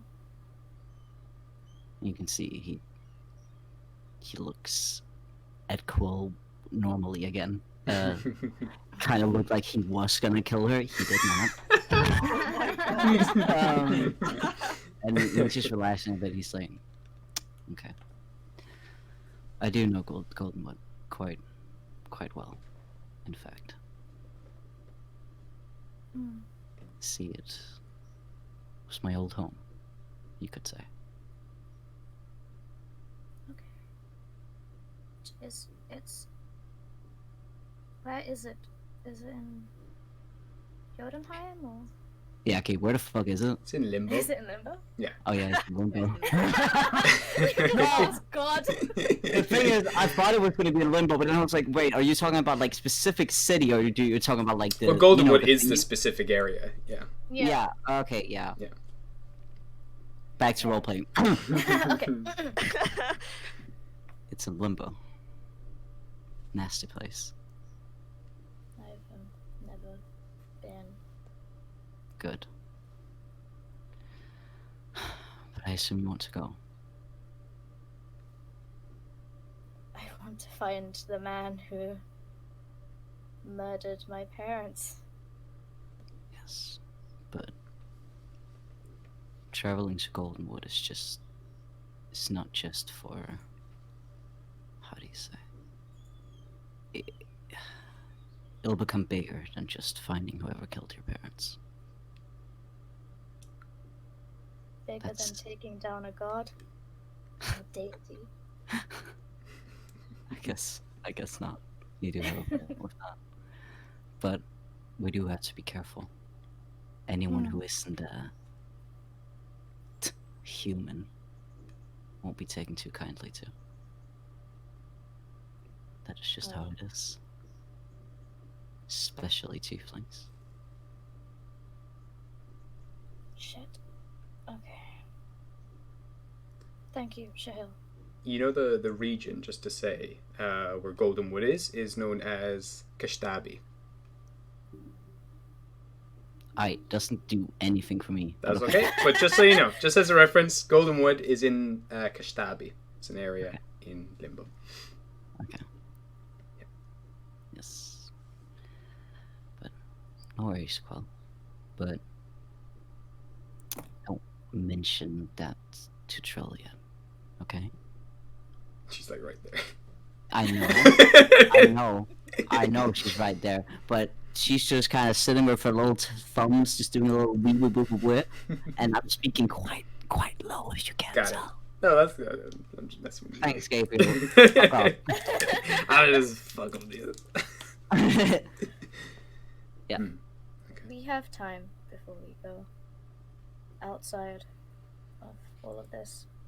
First, if everyone wouldn't mind, I would like to check out my old house.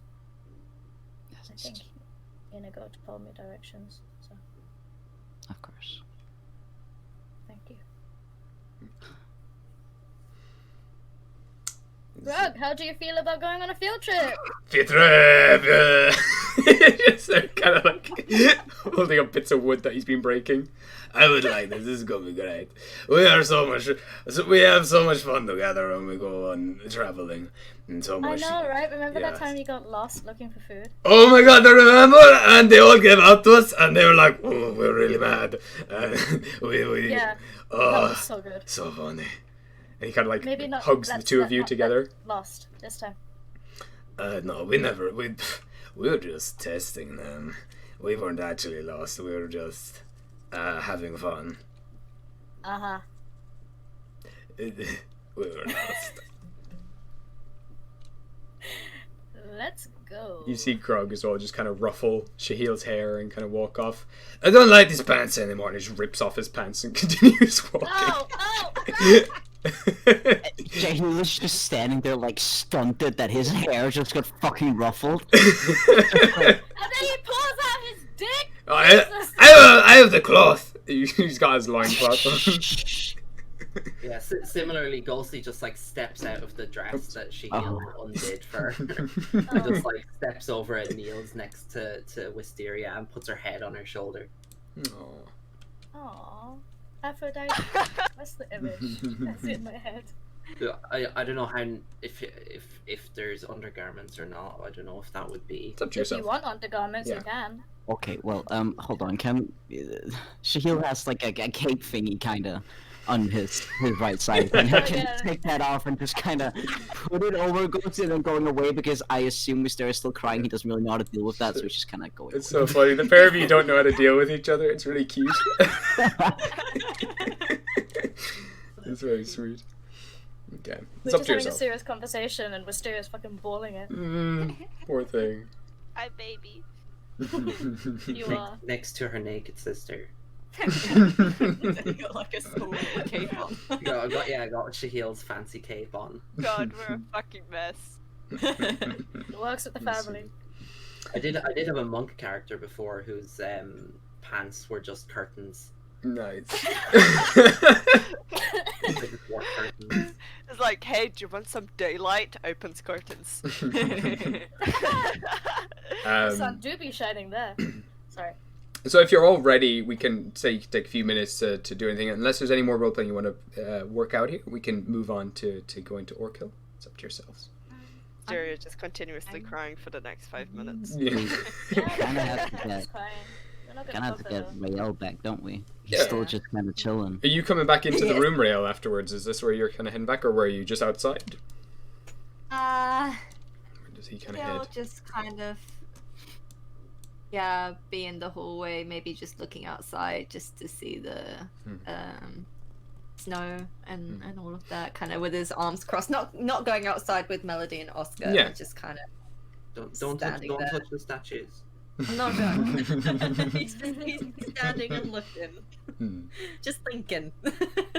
You can also, again, like I said before, you can hear the sound of running water, like below the marble floor, and all around the house just sounds like rushing water. Central heating. Very advanced. That's all the poop. Yeah. Yeah, he's quite the sound of the running water helps. He just feels a bit calm and and that's it. He's just kind of chilling by himself. We can say eventually. Oh yeah, yep. Hold on, before we leave, sorry. Yes. I have the key that I got as a present. from the wizard man. Oh yeah. Is it okay if Quill goes to try and unlock the basement door with that key? You can try. Oh yeah. All right, we can say You haven't can head stolen out. anything. I want to do something with the key. All right, roll me a D100. A D100. Yep. Oh, Oh my god. We don't get to roll D100s too often, so anytime we do, we need a party. Which one is it? Is it fucking... It's 2, right? Yeah. So you use basically the ones that look like the D10s. Yeah. One will have 10s on it, and one will be a normal D10. Okay. Exactly. What you get? 74. Okay. You go. Put the key in the lock. Doesn't fit. Nothing else happens? I don't get eaten by the door or anything? Nope. But it just doesn't match up for this lock. Okay. She'll just pull out the key and be like, next time. Can she check on the other door as well? You can, absolutely. Give me a... you scurry on over. A roll. Pass rail. Give me another roll. What the Don't fuck mind is me. she doing? Doing rogue Don't shit. mind me. 61. 61 doesn't fit either. Doesn't match up. Okay, that's fine. She's just gonna turn back to Rio and say, oh. I'm not gonna ask, but will we be heading out soon? Yeah, I wanted to check out my my old house, if you wouldn't mind accompanying us. The others don't seem to mind joining me. Sure. We'll be off then. Well, I guess we'll all be going. Alright. So, as you all head off out into the cold, beyond the gates, but immediately the temperature just drops suddenly, and you continue on from Orkill. So you guys are currently... Your group Also, is... Ghosty in her underwear is like really showing the cold. A little bit. Perky kind of weather. Would Quill feel it? What's that? Would Quill feel it? Her nipples. No, I just mean in general. Oh, the cold. I'm not touching her boobs. You're too young. I mean, if you wanted to rummage around as well in the servants' quarters or anything to get any clothes before you leave, you can absolutely do that if you would like. Say, otherwise you can walk around I'm naked. gonna go shopping at Louboutin heels. I'm taking these off. Oh, okay. More so for Ghostly than butt naked, but that's fine. We can say that you're wrapped up in a cloak for now. Yeah, she'll just use the cape, I guess, until she... Maybe if we're in a place where there's shops, she can find somewhere to buy clothes. Cool. She just didn't feel like fancy dressing. Could just rip off the curtain before you leave. All right. If you really want it. So you guys continue on through the blustery snow. Luckily, you don't actually have to travel a very long time. It is literally about a 10-minute walk, a little longer, just trudging through the snow. But making your way to the front gates of Orkill, you can see now this big, these really high wooden walls all around the entire city. You get to the gates. There's a bunch of guards at the front gate. One of them is half human, half dog, and the other one is a very pale individual covered in scars all over his body, shaved head. He carries a massive axe, or the half dog man carries a giant hammer. A pair of them Which half of him is a dog? His head is a dog. Okay. Body is humanoid. And the dog kind of brings up his hand up to you all as you come to the door, and he's like, "Alright everybody, welcome to the City of Thieves. Now, I must warn you, if you are visiting, be warned, there's been an outbreak recently of lycanthropy. You do enter the city at your own risk." Okay. Can we go in? Damon knows this character.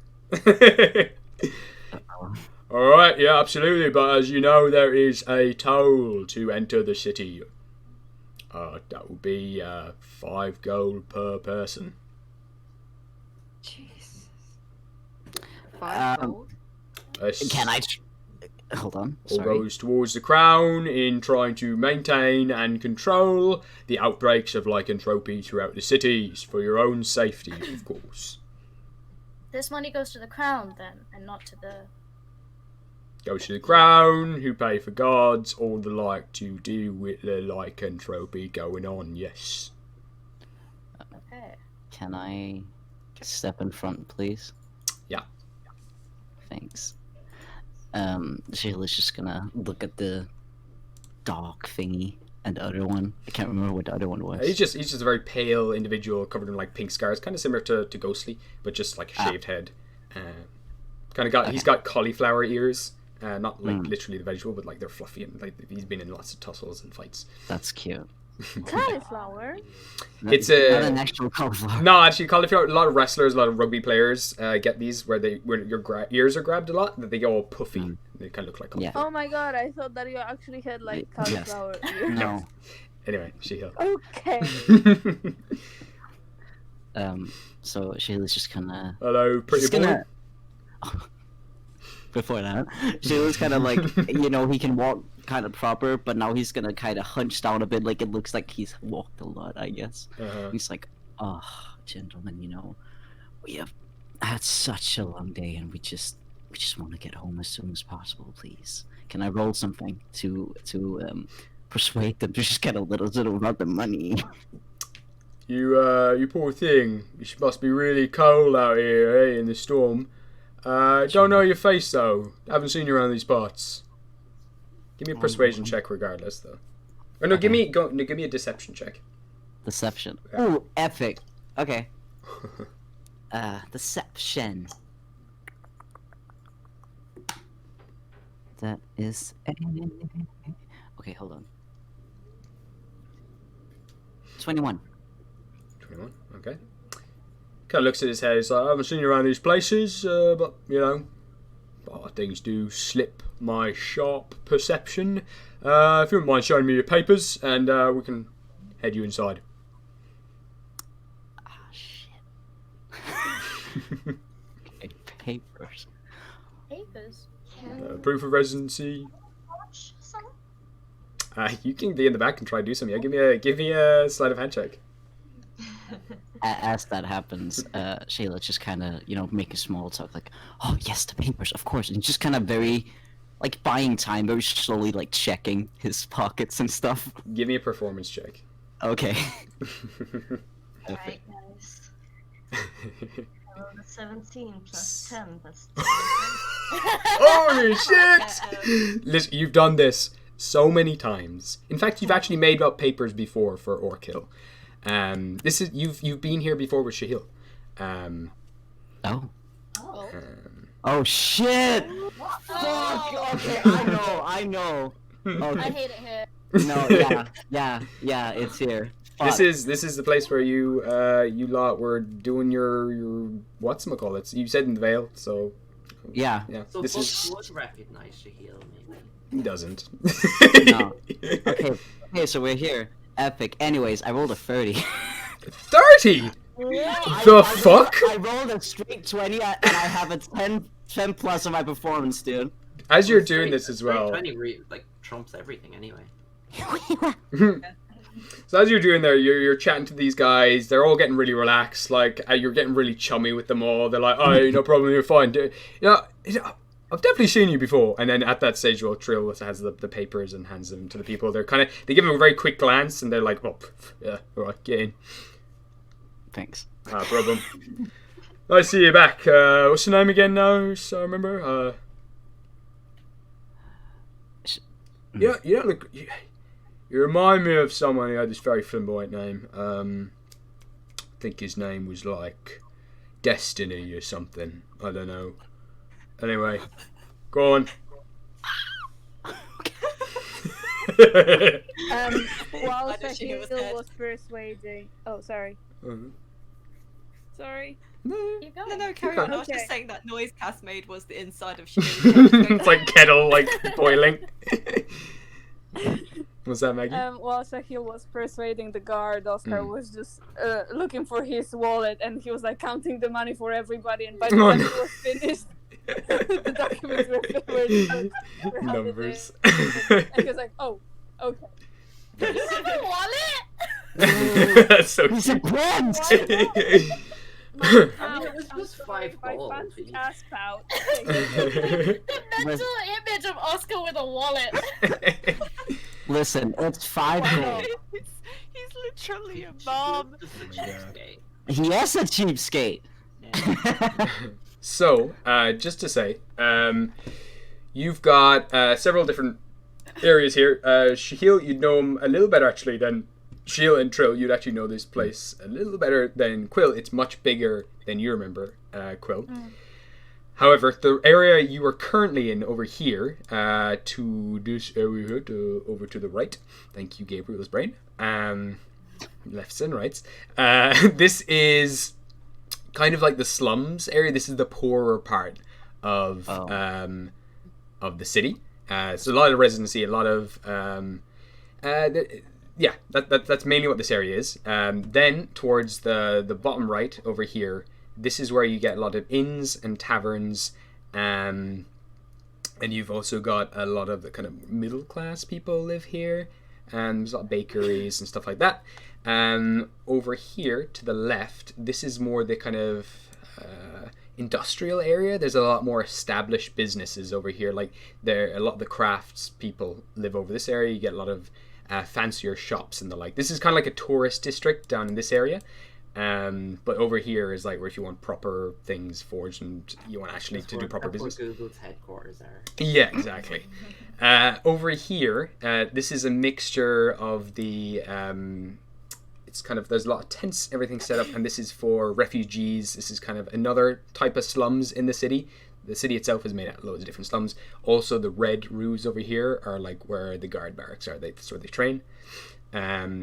This section over here, this is like pop-up stands. These are more like less permanent residencies. A lot more people from the slums try to sell stuff here. It's like a simple marketplace that's always open. You've got the finer, more rich people all live in this area, and then this is the actual kingdom itself. Your house, Quill, exists kind of here. This is where the directions took you. Okay, get rid of these circles. Where are you all heading? Quill's gonna turn to the others and be like, I'm just gonna go straight there. If you guys want to go shopping or anything, I can meet you somewhere. You would actually be going to a shopping district if you did head that direction, just to say. Quill don't know shit. She just. Oh, true. Yeah, no, that's true. That's true. But that is a shopping district. Shahil will look at Kat and be like, oh, fuck. Kat! Well, my God. Fuck off, dude. I'm trying. And he'll just... he'll look around with a strange mixture of his in his eyes, like both like, oh shit, I'm here again, and also like, fucking bullshit, I'm here again. You know, like kind of both. Yeah. And he's peeking at Trill, just kind of looking at her, and he's like, I'll accompany you, Kat. I know this town quite well. Alright. Everyone else going with Quill and Shahil? I will follow them, but a few paces behind. Okie dokie. Same as Rael. Okay. Sorry. Ghostly probably wants to find like a tailor or a seamstress or something. To find Yeah, some sure. That can be over in that direction anyway. Okay. Shops over there. Okay.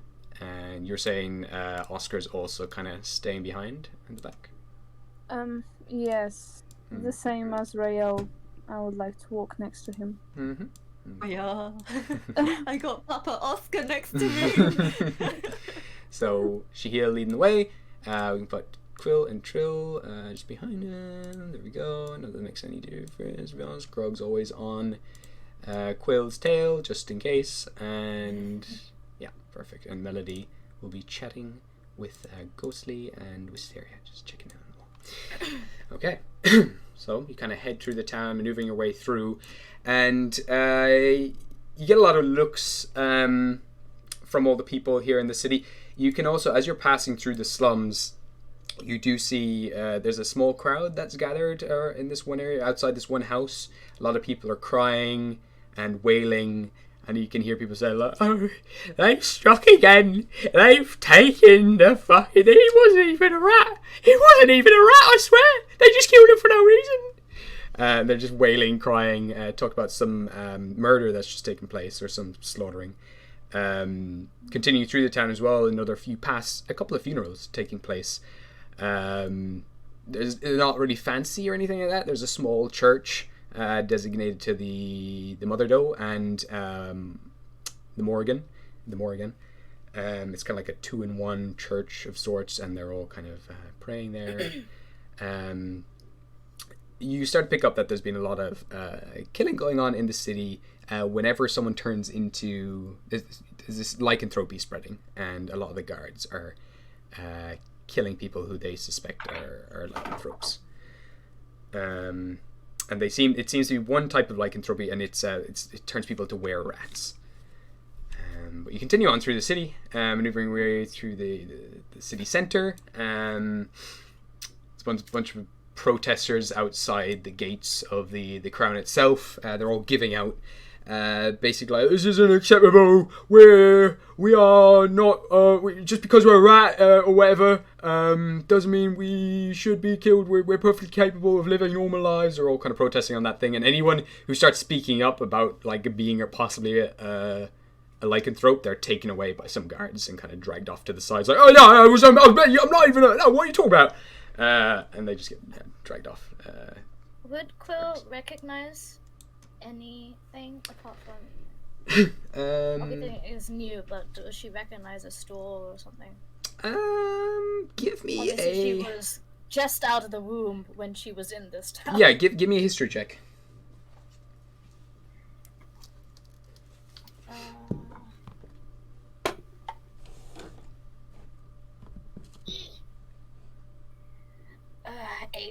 Eight.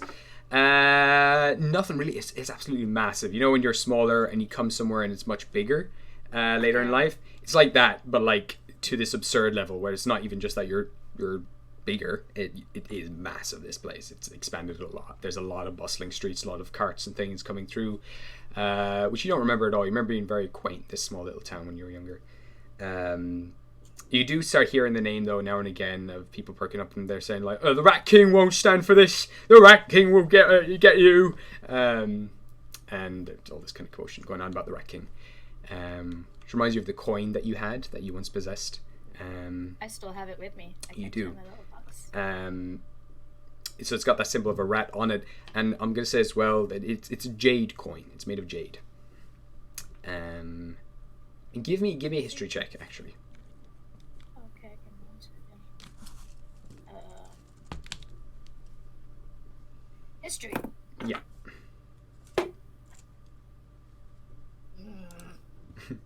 5. 5? Cool. Good to know. Thank you. All right, so you continue on. Eventually get to the more industrial place. You find some shops. And there is a place in there called the Stitch in Time. And that does clothes and all the likes, all these kind of... It's... Watches. It doesn't do watches. It just does clothes. I missed a trick there. I know. There's not a lot of creative people, but intentionally, yeah, no, it's just clothes.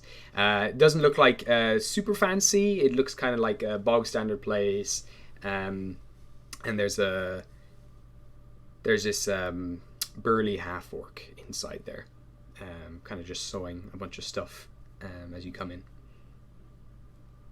Hello there. Welcome to Stitch in Time. Hello, I kind of I left me clothes behind at a party because I was a bit upset.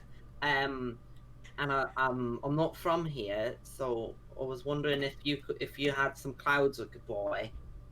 All I've got is this cape that my friend gave me.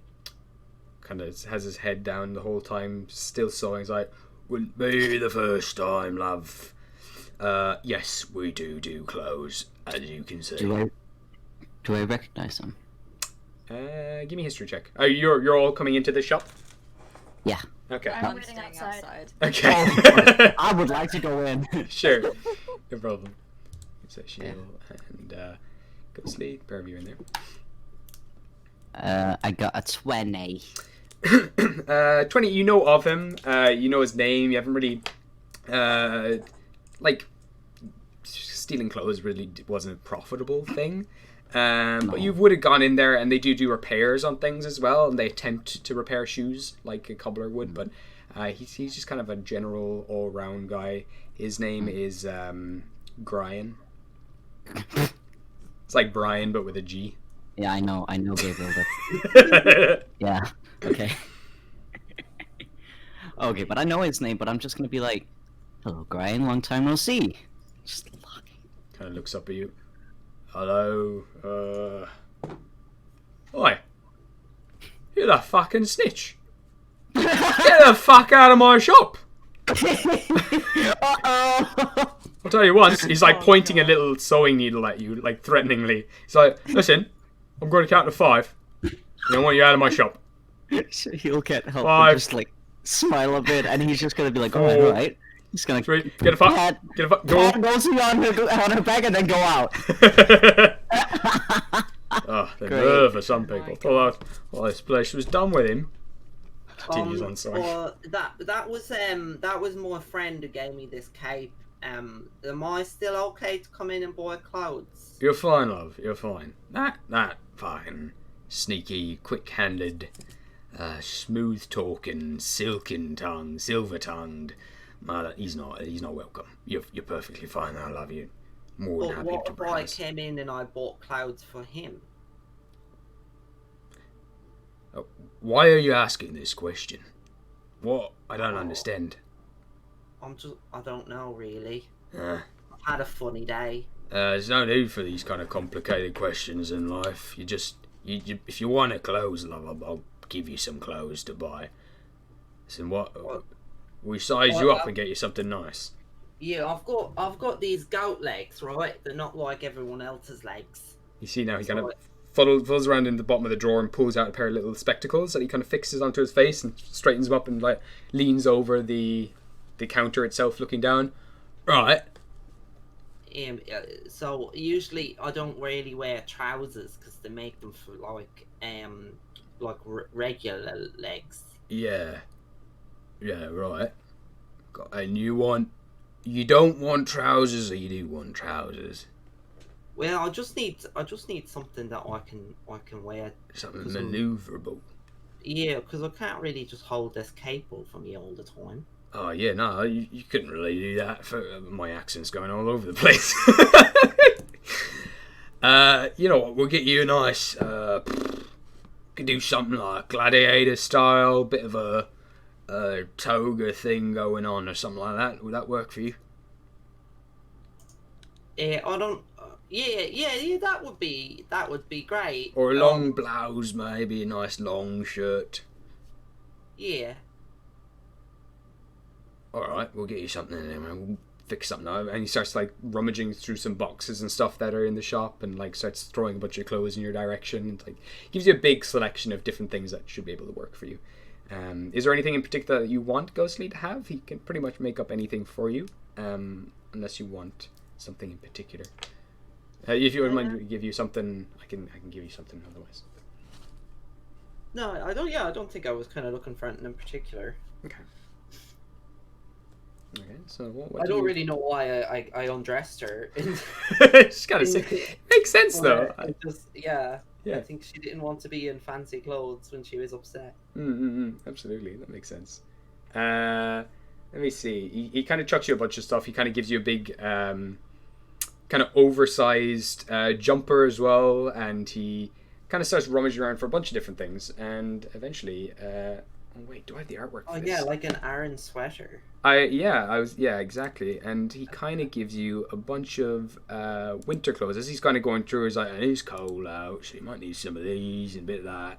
I don't know how much gold you got here, or how much you're willing to spend, but we can get you nice and wrapped up for the snowfall.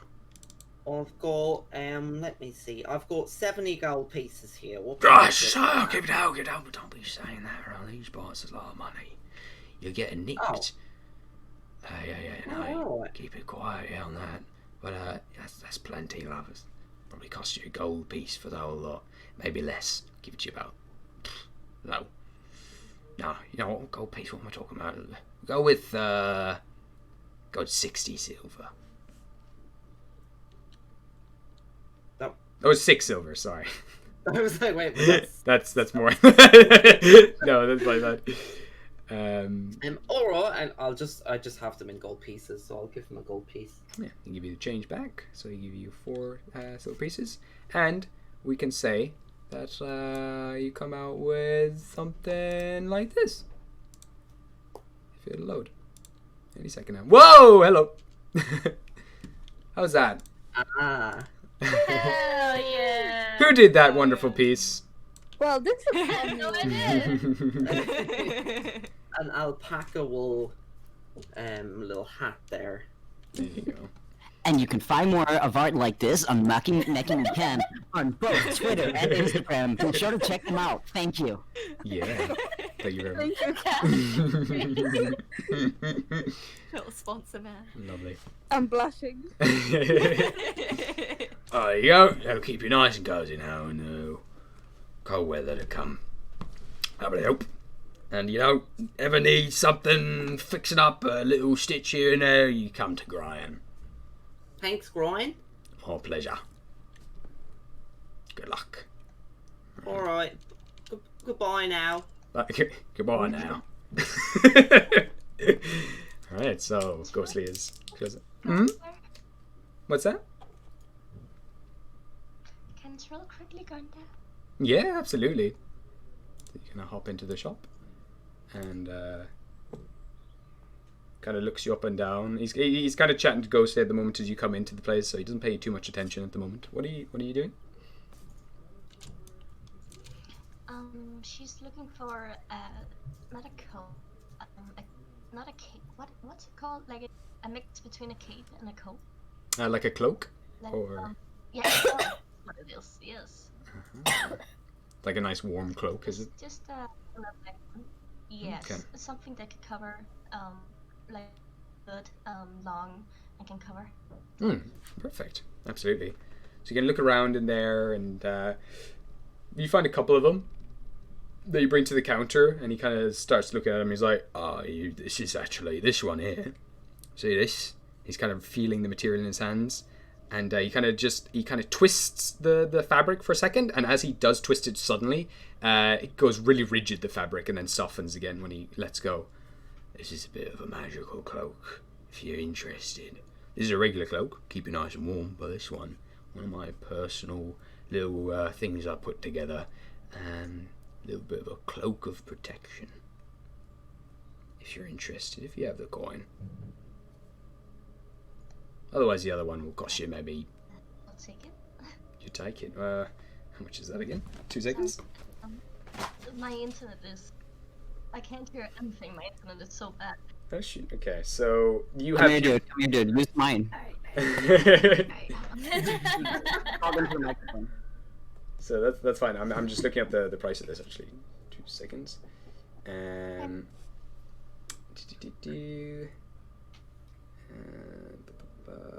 Yeah, so that cost bucks. I'm trying to find it. Sorry, but you have 2 options. You can get the magical cloak, or you can get this one. And the regular one costs about 10 a silver piece or 2 silver pieces, whereas the other one costs. Come on, where are they? Oh wait, it's way back here. What? Sorry. There's my price list. Yeah. There it is. Okay. It costs 100 gold. I'll take it. All right.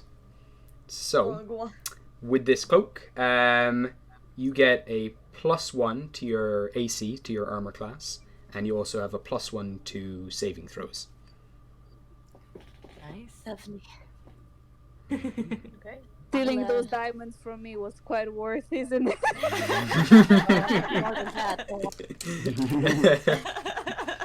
Just kidding. And it'll keep you warm. Lovely.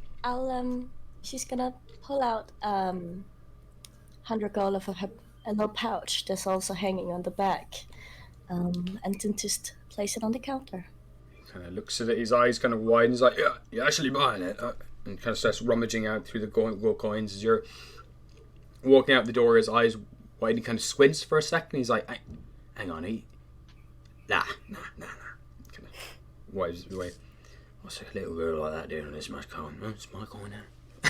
Pockets it. Okay, lovely. Yes. Anyone else want to get anything in the clothes shop? Or are you all happy to continue? I'm just waiting outside. I don't mind. Does everyone want to finish now before we go exploring a bit more into the house, or? Yeah, I think so. Yeah. Exactly. Yeah. So, as you do, finally make your way, weaving between all these buildings and everything else, you come to a small green area, a small greenery, and there you see the ruins of a few buildings that once existed here. So bring you all down here, and you find your old home. And we will come back here